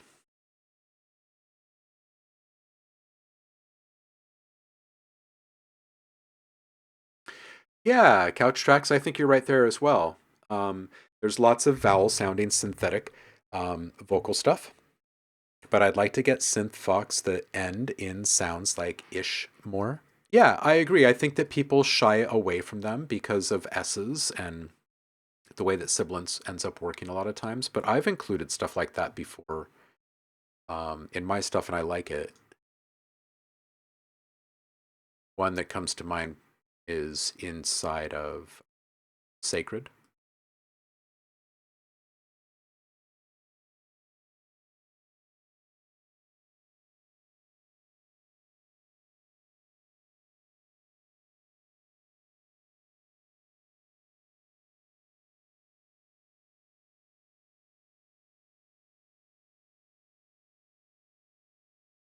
Or maybe, no, it's Lost in the Ether. That's what it is. That's what it is. I've got this sibilance folder in here, and then I've got this whisper folder in here, and there's some ch, he, hi, hus, ya, sa, si, ta, and t. That's the one. And then in cadence, I've got O, N, Oa. A few breaths. Yeah, so I'm a big fan of like everyone already has all of the straight ahead vocal chops. I don't think we need any more of that in the world. We might need some tools that help present those things differently. I don't think we need any more of those sounds right now.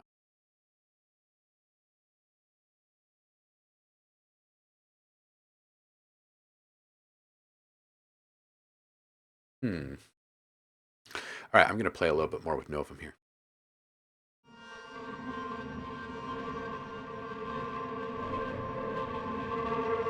This feels like a very cinematic kind of ambience kind of atmosphere.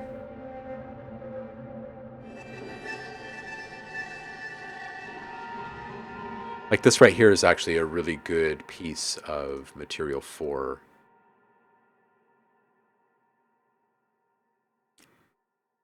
like a cinematic scoring instrument right here.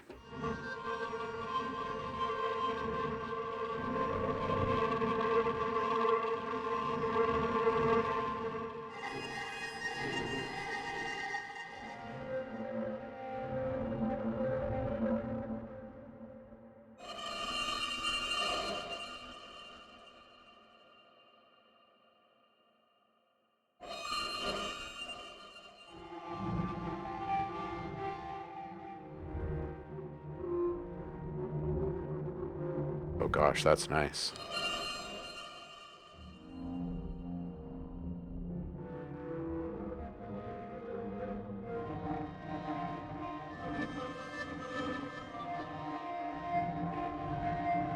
Yeah, because look, if we were to do just a quick little test of what you could do with this inside of a sampler, just like roll off these highs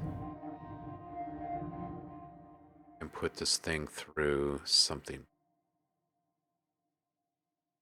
convolution. Maybe just big room.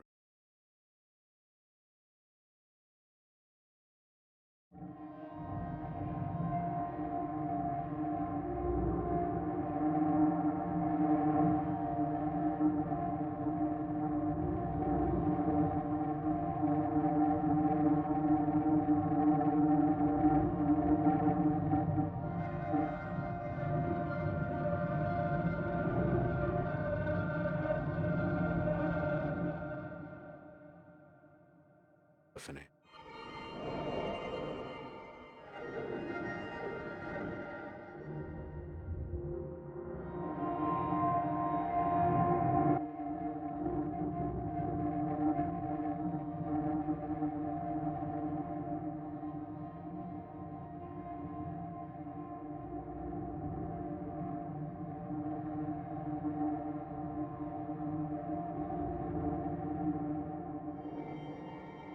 All right, let's add a shimmer after this cloud and see if it gets too washy or can hold. Let's pitch shift up 1 octave.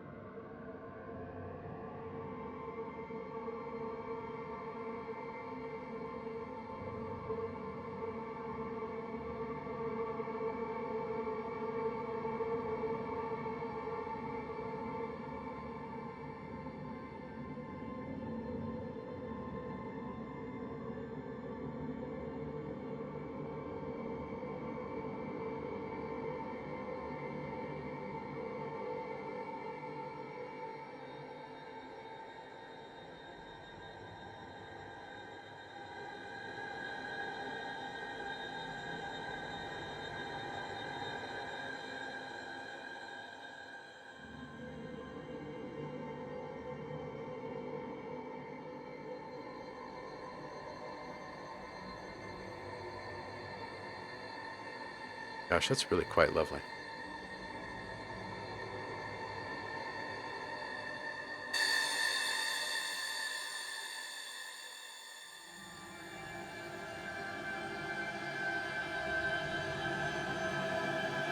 All right, let's learn how to save things, shall we? We're going to here and save. Save. Save.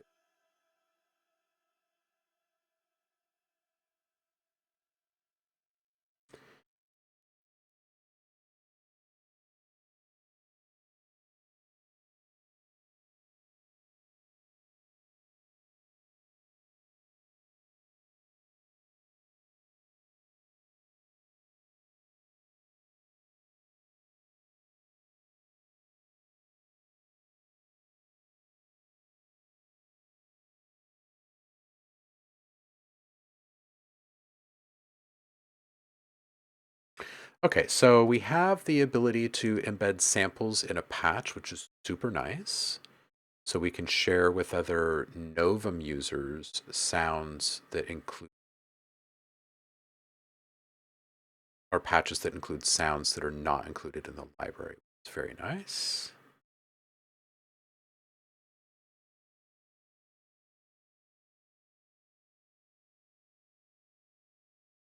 Ooh, and we can set up, it can monitor some drives, which is, it looks like they are, content pack. Cool.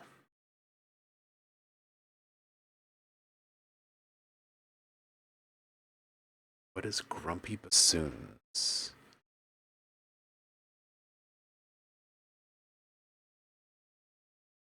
Couchtrack saying, I wish Ableton would allow one to automate the grain amount in texture. That's weird that you can't.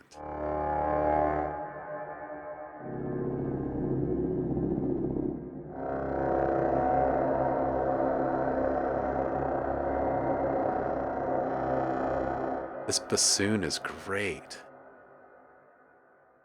I'm just going to start adding a couple of things in here kind of randomly.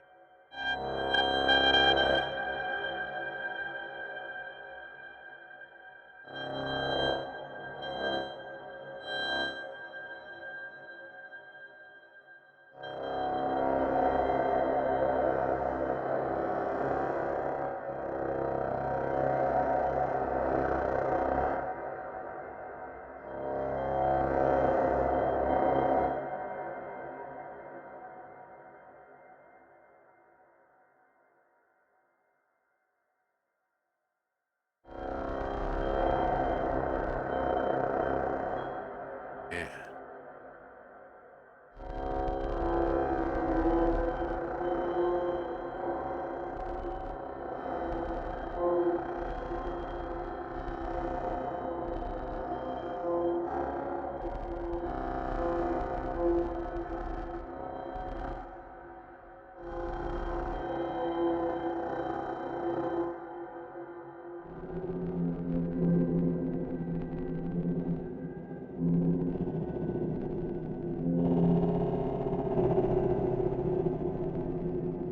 It's really intuitive for me to find some good stuff here. Gonna turn on the Synthify here.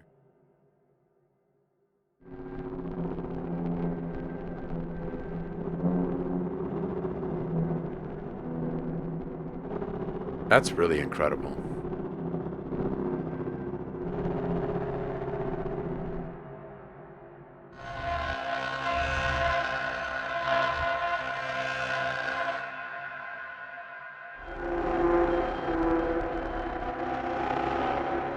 Wow.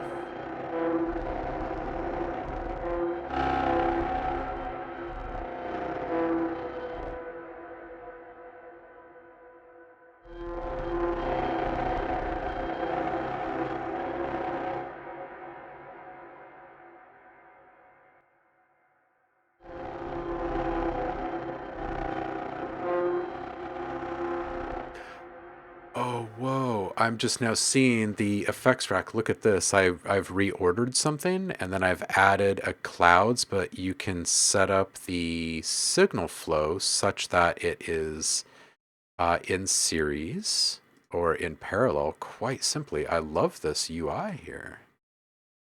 It's clever. Do like it.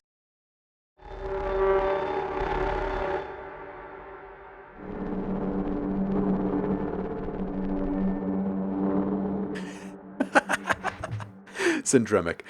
Furniture with sharp edges should be outlawed. Oof. How are your shins?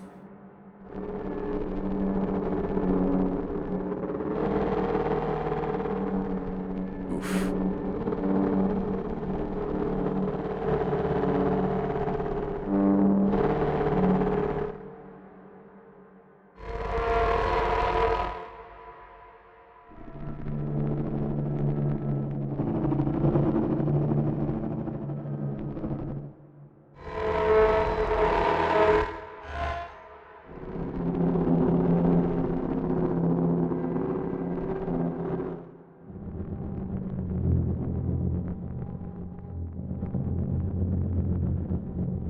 Let me find this.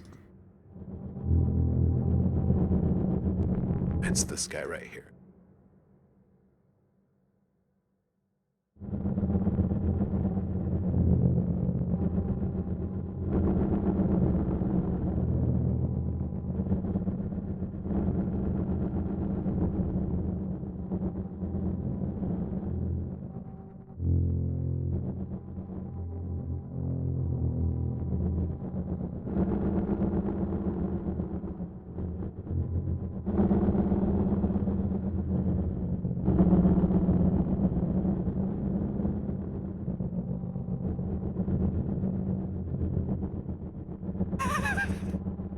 Outlaw legs.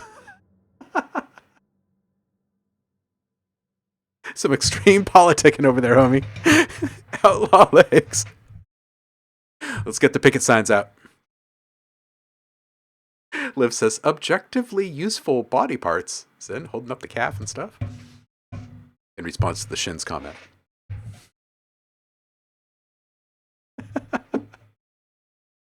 Zen says, and kitchen cupboards when you go reach for something tall and you scrape your knuckles going in. Sounds like a tall person problem. Yeah. Nobody wants to hear about our problems. Man, they're all just like, hey, can you reach that for me? And then after that, you're dead to them. Story of my life. And all the bumps on my head from bonking into stuff. Grow up. Gonna march on Washington and protest the most insignificant stuff. Right. Better CPU consumption and granular. Is that a good fluent chant that a whole crowd can get behind it? No more legs.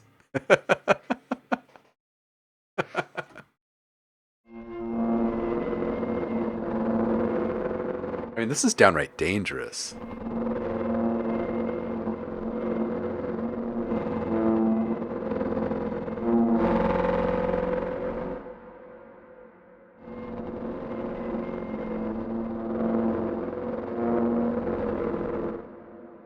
Hey, can I just say that the choice of spatial effects in this are really fantastic. Like, this clouds is not overbearing whatsoever. Like, I'm just cranking this up on the wet and it's not washing it out in weird, obnoxious ways.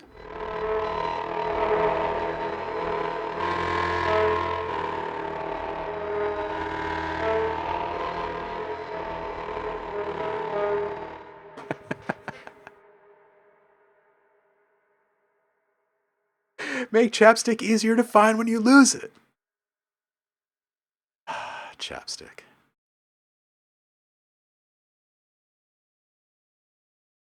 Ooh. Danny is saying, I think the effects can also be purchased alone, like as standalone effects. That's nice. That's nice. Yeah, like, this is so good and unsettling. It's such a good, visceral little... We're going to save this.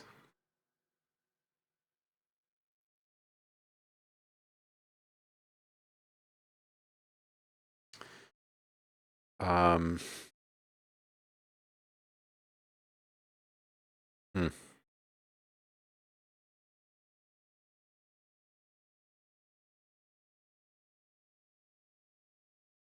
call this the bassoon after party.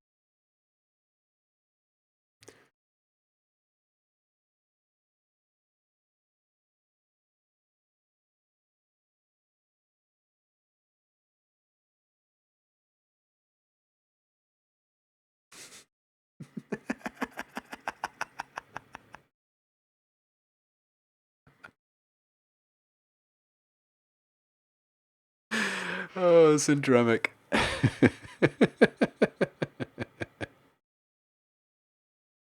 Oh, man.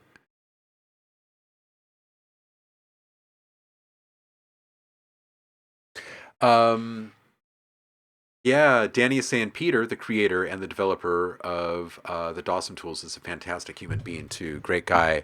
Yeah, I messaged back and forth with him after I talked with you about the tools, Danny, and he sent over all of his stuff, and I told him we'd love to have him on the show, and he said when he comes back out of this rabbit hole that he's currently down, that we can make that happen. So.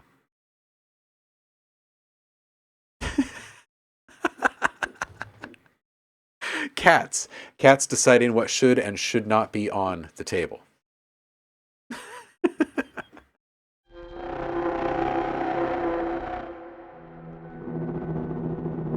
Okay, I'm just going to keep the same programming and everything on this one, but I'm going to just start swapping out different layers here.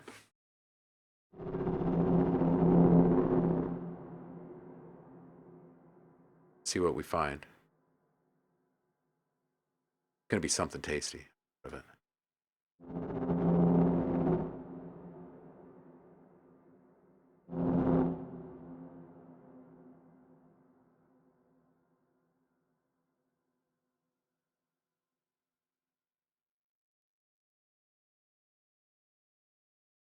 Interesting stuff in here. Stuff.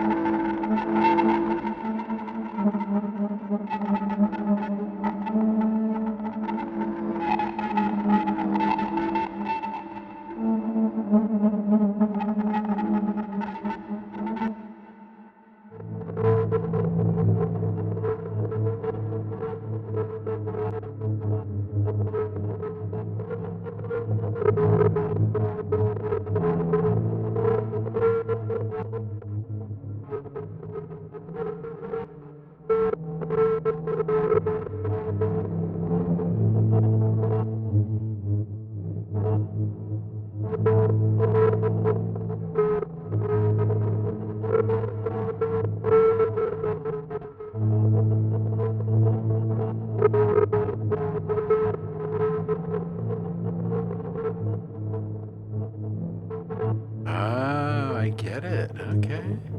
Now this. Ah, I get it. I'm learning how to assign my modulation, you guys.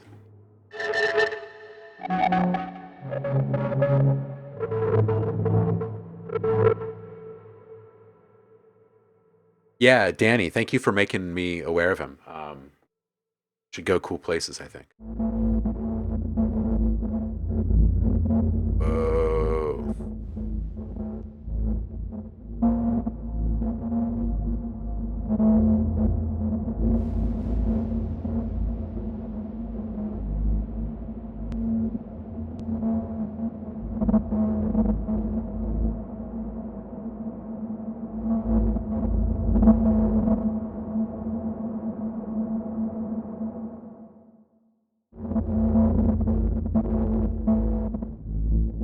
Oh my.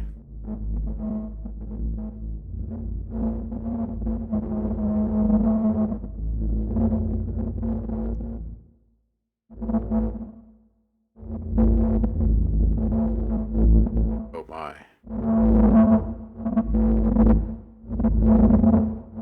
We don't have control over signal flow in this, is one thing. So the onboard effects are what they are, and they are where they are.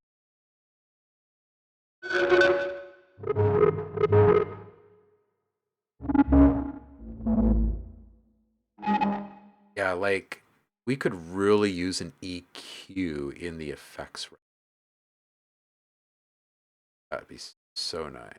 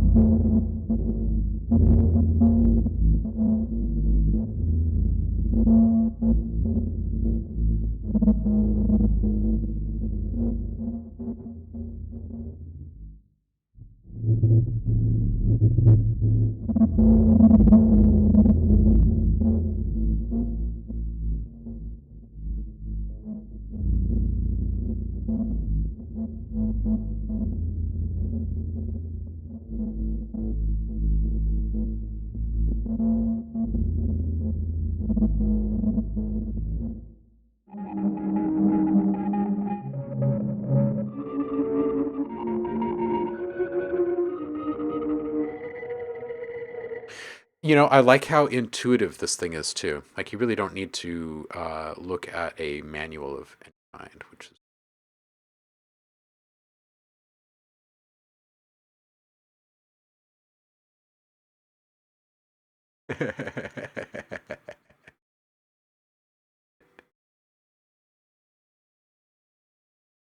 oh, this is great. It does sound like a giant alien fly or something, right?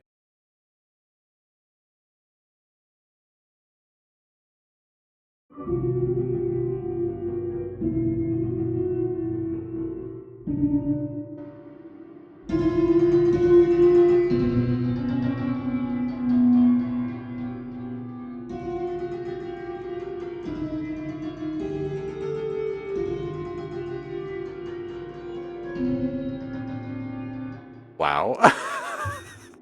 Oh, wow.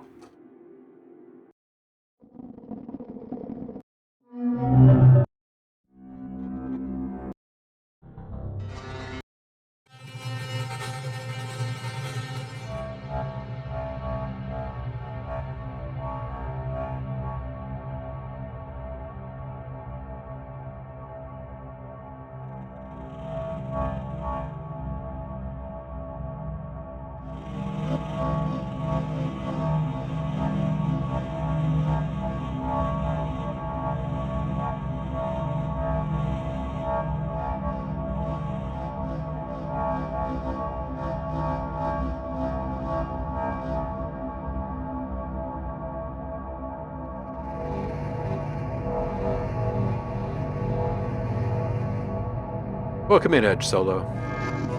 How you doing? A granular synth typically functions like this. Take a sound, you break that sound up into a bunch of individual tiny little pieces called grains, and then those grains can be positioned differently. They could have different volume levels from one another. They can have different pan positions from one another, and they could have different pitch values from one another. So the more you manipulate the individual grains of sound, the more separation of sound there is. And the more you're taking advantage of the full stereo spectrum and pitch spectrum and stuff, you're starting to get more and more diversity of sound. So it can be incredibly controlled and like intricate, and it can be completely blown out into a million pieces and ethereal and everything in between.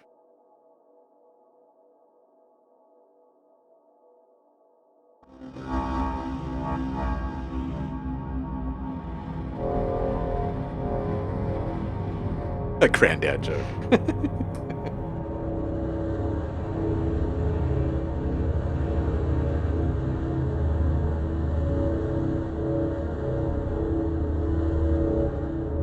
You're welcome.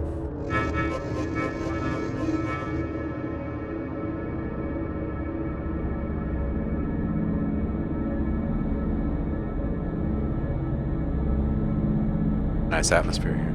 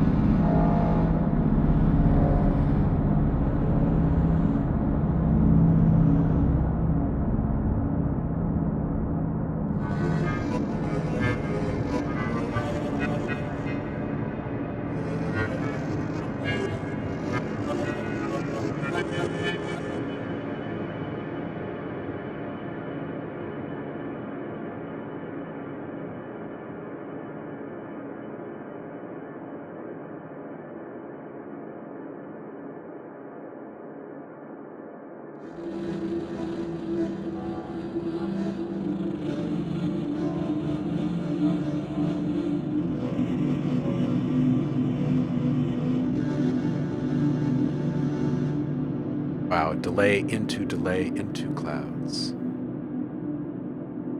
Ping pong. I think this first one, not ping pong.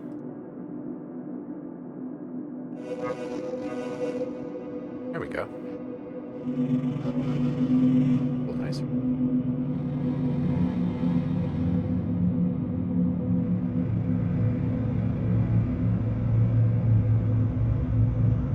Good general rule of thumb when nesting time-based effects. Going from smaller to larger, drier to wetter.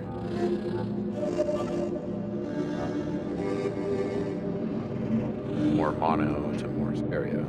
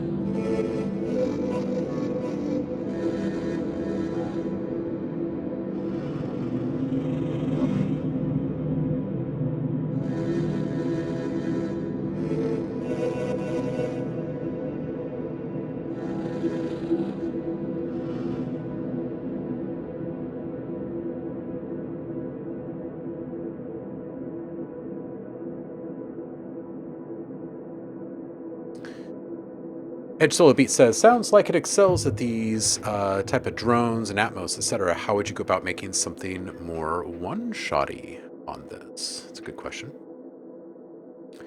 Let's open up another instance of this. I'll come back to that later.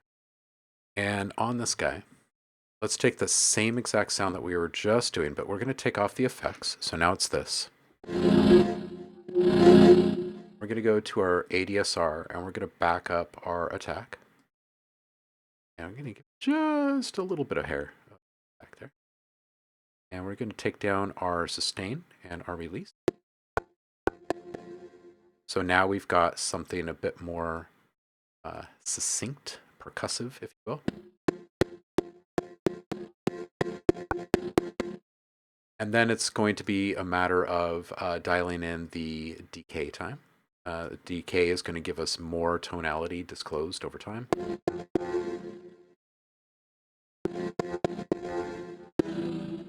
And these are fairly noisy sounds, so we'd probably want to get in. Oh, look at that. It saves our user. Sets way up at the top here.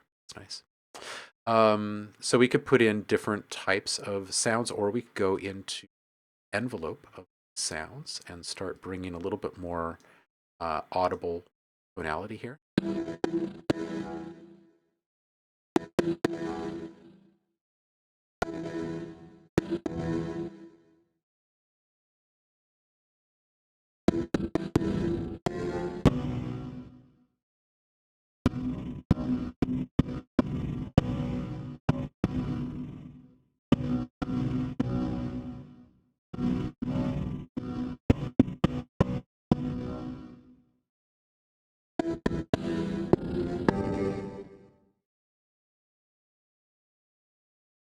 Let's find a couple of sounds that might be good. Something like that. There's some piano sounds over here.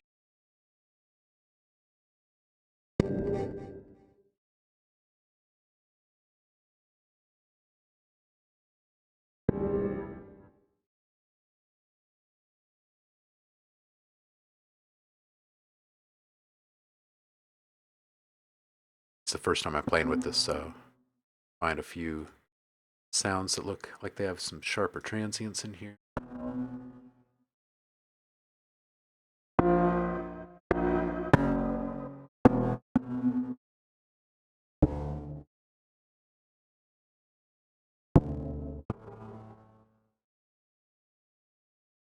All right, let's take off the weirdness.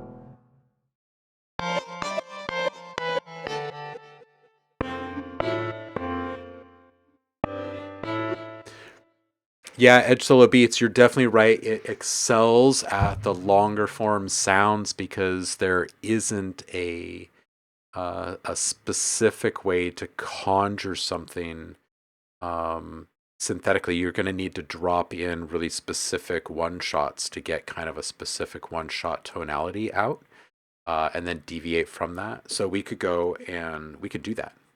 Let's just try that really quick. Let's just go into load initialize patch. And then let's just go into one of my sound packs here and let's grab maybe like a mallet. Okay, so we've got this mallet. Let's just drop that in there and see what this is.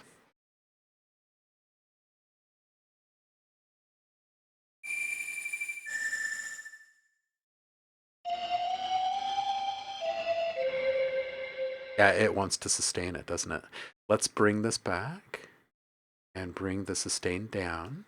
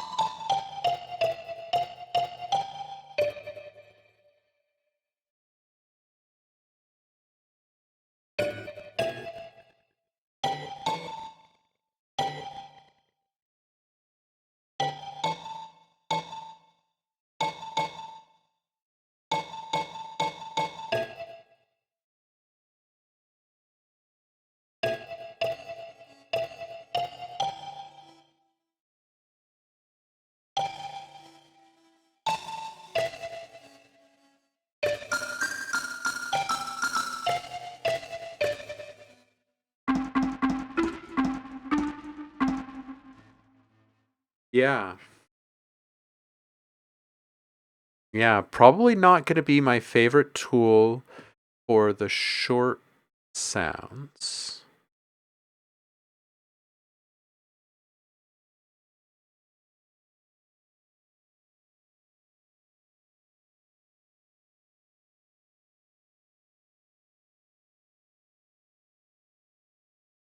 Edge Solo Beats is asking, Ohm, is sound design one of your strengths? Yeah. Any way to resample within the VST? No, except this Synthify is, I think, a little spectral. I'm not entirely sure. I've not cracked open the manual yet to demystify this entirely, since this is just the first time touching it. It's just my guess. But we did do some resampling earlier directly into Kontakt, and we came up with some pretty cool stuff. That was this one up here.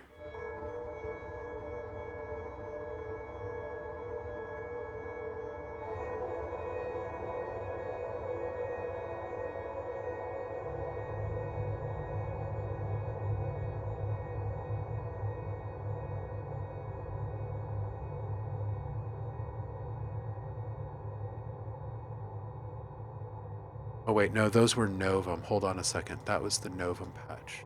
Second. This is maybe a Kontakt patch. Yeah, this is the Kontakt patch that we built out of that. That's my bad.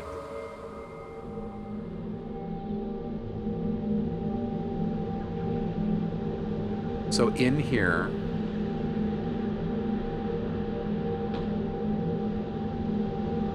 we have also layered in a field recorder, 10 dB lower than our wave file from Novum.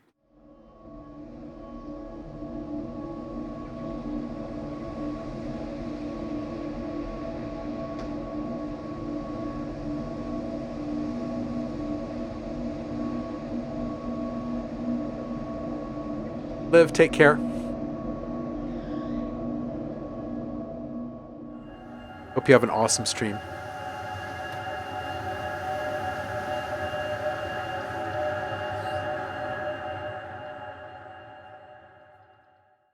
Simdremic says, OhmLab, you've shown us a couple of little pieces you've made, but are you secretly making music on another handle that we don't know about, and you're actually the super popular artist? What's the most, what's the right political answer here? I have lots of stuff. It's not all under OhmLab. And I mostly just share, OhmLab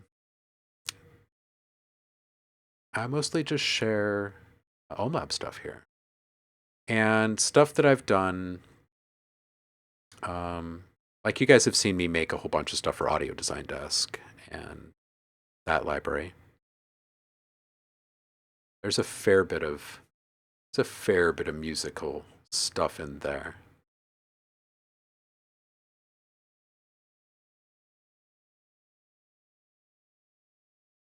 Edge Solo Beats, let's say that when we were still building ADSR,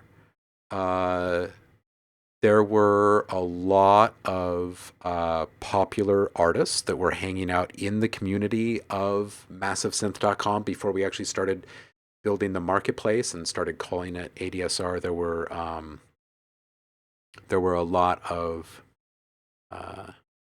popular bass music acts that came through looking for like signature sound design, for sure.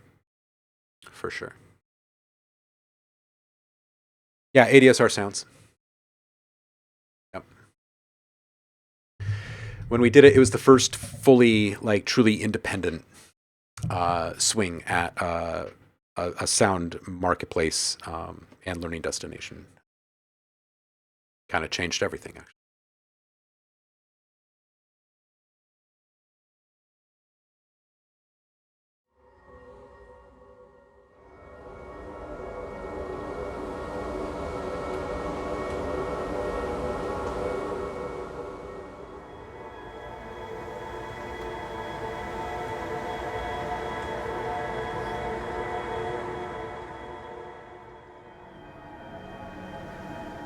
What was my role with ADSR? I started it. Well, Steve bankrolled it, and I wrote a bunch of tutorials every day when we were just doing the tutorial thing to get it going, and then started like built the first instrument with Donnie, and then started doing the sound packs, and then recruited a whole team of sound designers from around the globe to start building the first fully independent marketplace. Yeah.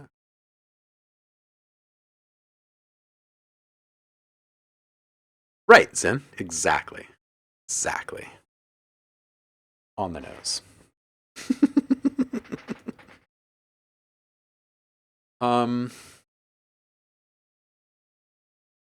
Precisely. You even got the spelling right.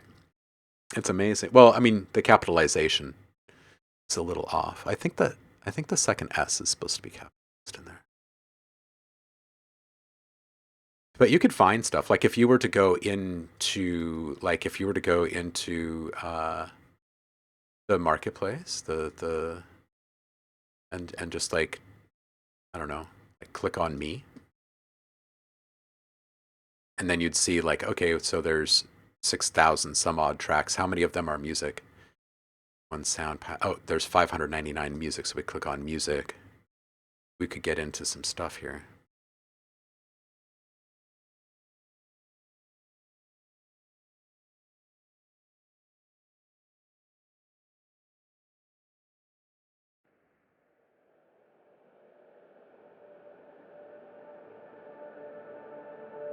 Hey, really ambient.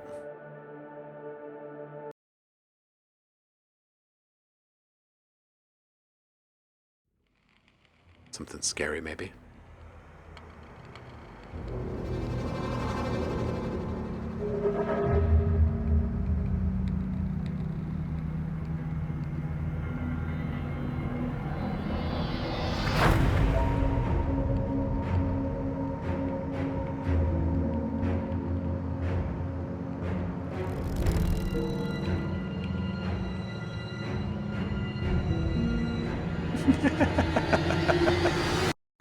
Zen.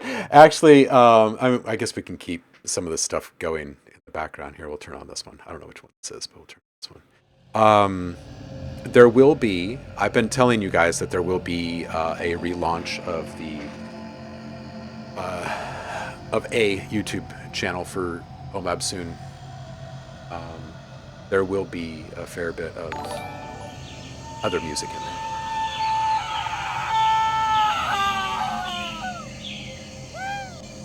Respect the gazelle. What's up, Scruffy?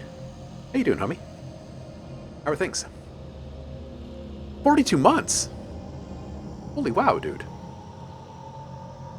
Hey ho. Hope you're doing alright, man. Yeah, Zen, there's some stuff floating out there. There's definitely some stuff floating out there. That's one place. That's one of them. Oh, yeah, but you're right about the YouTube thing. That'll be next again. I took down everything shortly before the pandemic started. You were not in the community at that time. I had, maybe someone can help me figure out the timeline here, but I had basically powered down socials at that point because I was tired of all the meh feelings around all of it. But had a really huge following. Over there, had a few different popular groups, plus the Sound Freaks and the OhmLab community. And then I decided I was going to do this big rebrand. I had just recently wrapped up my time at PureMind, where I was teaching music production and sound design, and had recently put Sound Freaks on hiatus, and I was going to just do a big rebrand. I had taken down all of the educational content that spanned back a really good long time, kicked both channels to the curb, and was going to start putting up stuff for new sound packs and then new instruments and new projects, and have it all kind of be in one big hub. But I wanted to remove a bunch of the old educational stuff. Simply because a lot of that stuff is like many versions of Logic old, and many versions of all the Native Instruments tools old and whatnot. So anyway, clearing of the archives, if you will. But right after I hit delete on all of that stuff, I picked up the baton with Audio Design Desk and started working pretty heavily on all of that. The pandemic hit, and the world kind of lost its mind. So we started these live streams, and my focus was entirely shifted to other projects for the past. How long has it been now? I mean, how long was it? How long ago was it that COVID happened? Right. So, yeah, just a big detour, basically. But we've got a couple new exciting tools out into the world in that time, and now I can reorient again.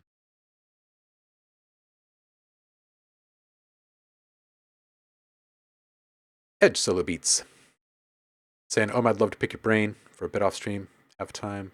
Yeah, man, I'll respond to you."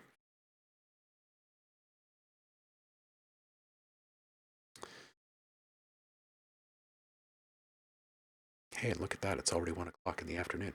How about that?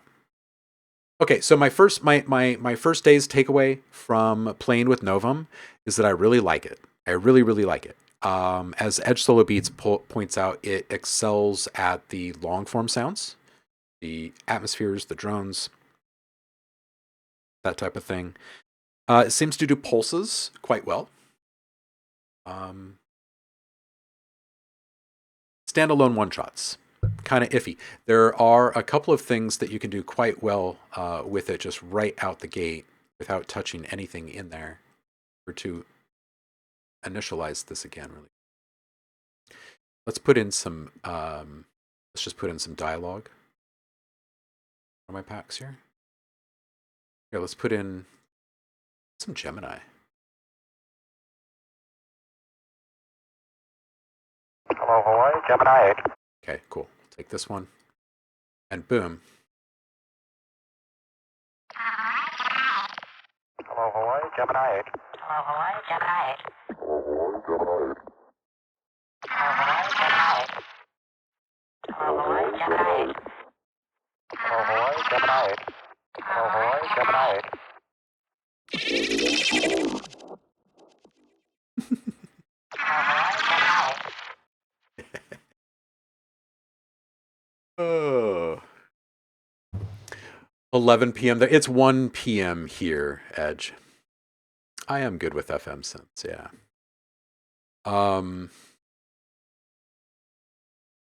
Yeah, okay, so my big takeaway on this is that Novum is totally worth it if you dwell on the cinematic side of things, if you do experimental stuff, if you are just a fan of granular, it's absolutely worth your time because it's approaching this from a totally different perspective and angle from any other tool that I've seen over the past 20-some years. And you can check it out for free for 90 days without any kind of restriction with the demo, which is pretty cool. So there's definitely like no risk in trying it. And then I'll post some links. There's it's on sale right now on the main website, but there's also a pretty good deal over at Plugin Boutique. So I'll put a link together for you guys if anyone is wanting to shop for it and see if we can get you an extra tool out of the deal. But first impressions are good. I really like the quality of the sonic output coming out of this thing, and I really love the unique approach to it where sounds are deconstructed into 6 unique partials, and then those grains can be independently manipulated, and that you can borrow, mix, match, and commingle sounds, partials from other sounds freely once they are in your library. Importing sounds is really simple. Yeah, I have a feeling that the more I play with it, the more I will absolutely love this thing for a specific range of sounds.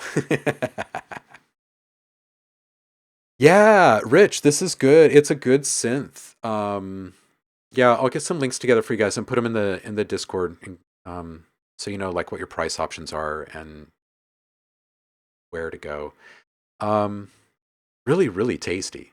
And honestly, like the thing that my mind is spinning from in this thing is the quality of the resamples. So, like one of the very first things I wanted to do was bounce stuff out into audio and get it into Kontakt and see how it handled it, and it was great. So, I definitely see this being part of bigger workflows for sure.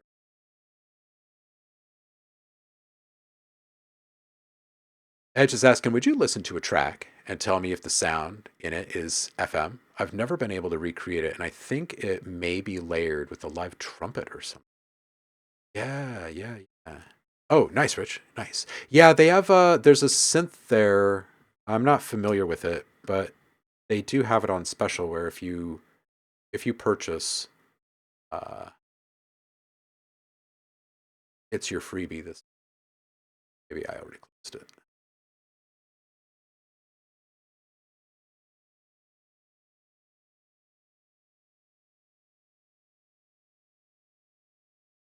Oh, there it is. Mini Rays. This guy is free this month if you pick up something else. Anyway, for what it's worth. Yeah, really just really enjoy the quality of the audio when resampled. Held up quite well. Edge Solo, if you want to drop a link, you can, and we can put yours on it really quick before. Scruffy, a couple of things stood out to me in regards to ambient potential. And that is the one sound is actually many sounds in this thing with the timbre flower, which is this, which allows you to quickly arrive at different unique timbres. Some are subtle deviations and some are big jumps. And now this is by the layer. So if you drop a sound in here, it'll deconstruct it into 6 layers, and each one of these has its own independent flower timbre flower. So anyway, that's one thing. The other thing is the effects, the shimmer and the clouds are not super wet reverbs. So they don't wash everything out, and they leave tons and tons of intricate details intact. So it's super duper ideal for ambient stuff. Super.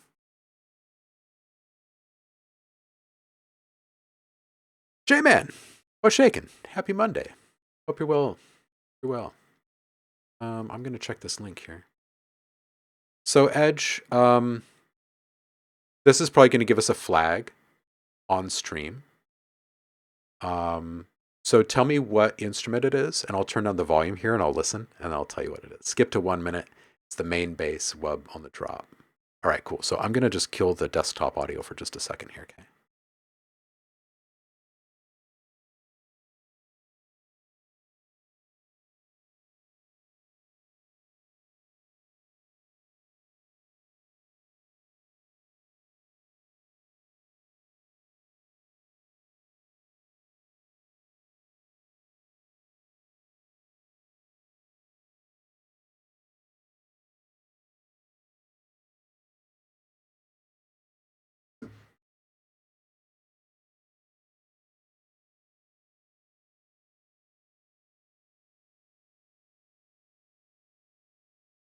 All right, I jammed out to it a bit. It could be FM. It could be. It could also just be like a horn sample. If you were to do this in FM, it wouldn't take too long. I've got, I think, one that's kind of close to that already.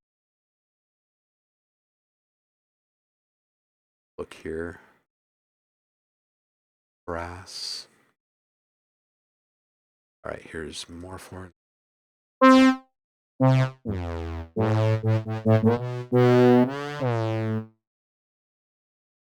This one. Add. Nope, more for it. Nope, rusty. Nope. And this one. Flute horn.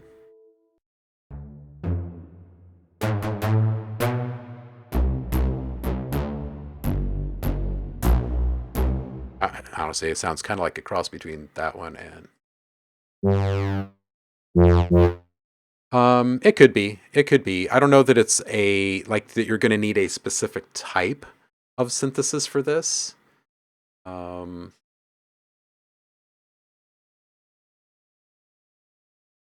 Yeah, as in I just turned down the desktop audio when I was listening to that track is all. So I didn't get a copyright flag. There's a request to remake this sound that's in here. I'm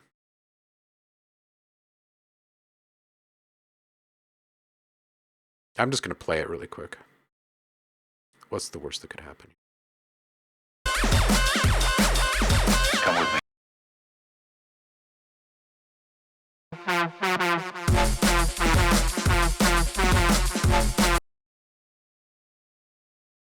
Yeah, I mean, I definitely wouldn't overthink this one. It sounds too generic. I wouldn't overthink this one. Like, if you could easily arrive at that sound with just a horn, and they probably did. The simplest route is usually the most likely route.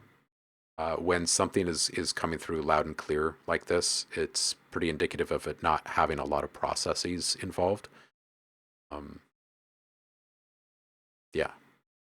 Yeah. So I would say start with a horn sample. I would do. You're hearing two different sounds here as well. You're hearing the melodic, the trumpet, or maybe even it's like a flugelhorn, perhaps, and then the other, which is your bass. You got a little wub in there.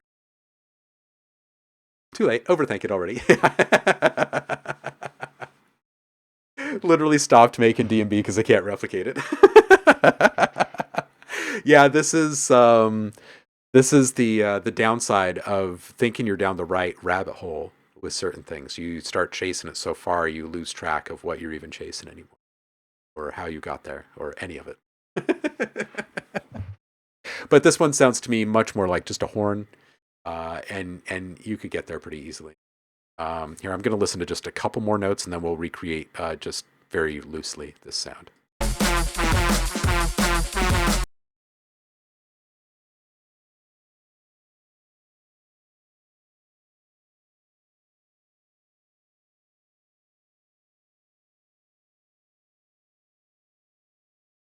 Horn. Let's find a horn, shall we? Hi, Kato. Welcome in. Brass solo. You know, I never actually play with this guy. It's probably too fancy for that sound.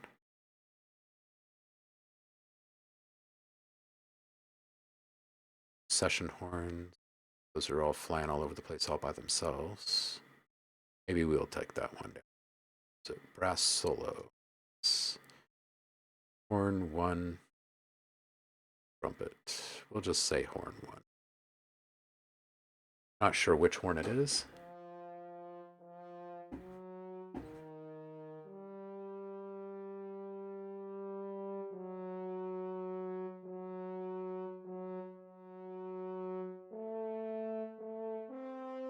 That's just too lazy. Maybe it is more like a trumpet here.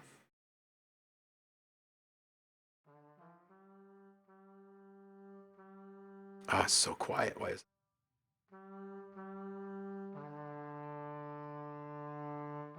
That's really quiet. Bycato, no, we're not doing feedback right now, but we will on Friday. We're going to do, just really quick, Feedback Friday will start 1 hour earlier than it normally does this coming Friday. I'll remind you guys in the Discord beforehand. This is way too quiet. But basically what they've got going on there in that song, they've got delay and they've got saturation. And the delay is kind of short form. Get kind of a slapback effect, kind of.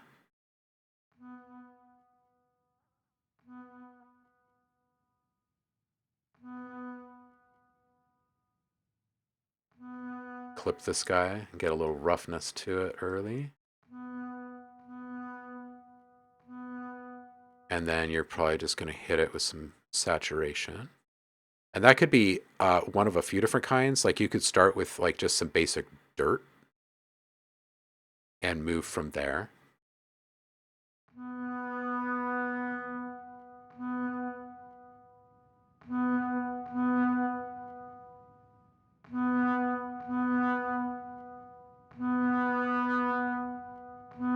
Start to get a little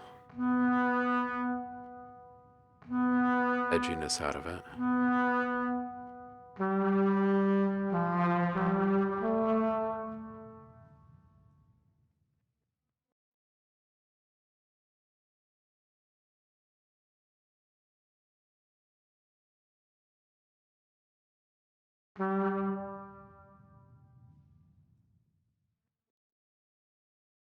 I'm not familiar enough with this plugin to sound the way I need to. Anyway, I would find a horn sample that is close to the timbre. I'd hit it with some delay and some saturation to get it rough, and then I would bounce that as a one shot, and then bring that into a sampler, and then play that in the key that it's meant to be played in for the song, which is most likely not the key or the range that you're going to grab it from originally. So it's going to be brought down in pitch when it's resampled, which is going to bring up a whole bunch of that texture to the surface, which might be exactly what we're hearing in that example. So Strings of Anatolia audio.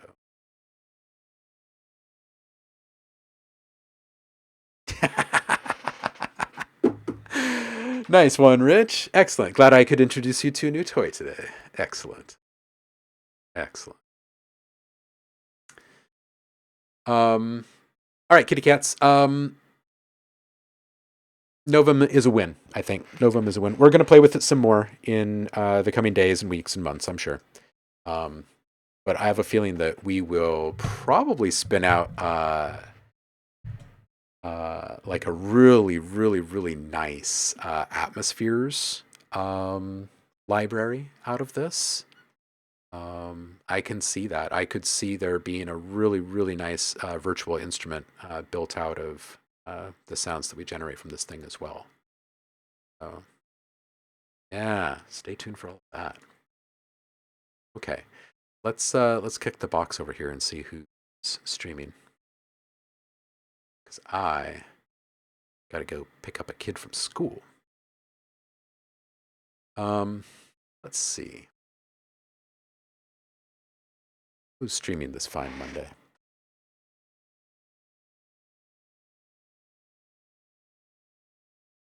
Not a whole lot of folks, actually. Less Than Perfect is playing some Minecraft. He's only got 7 folks in there. Let's go fill his cup a little bit. I appreciate you guys, and I will see you again in 2 days' time on Wednesday. We'll share Hump Day together, and we'll make something awesome. I'm sure of it. Until then, please do stay inspired. And we'll meet back here in just a couple of days. I appreciate you guys.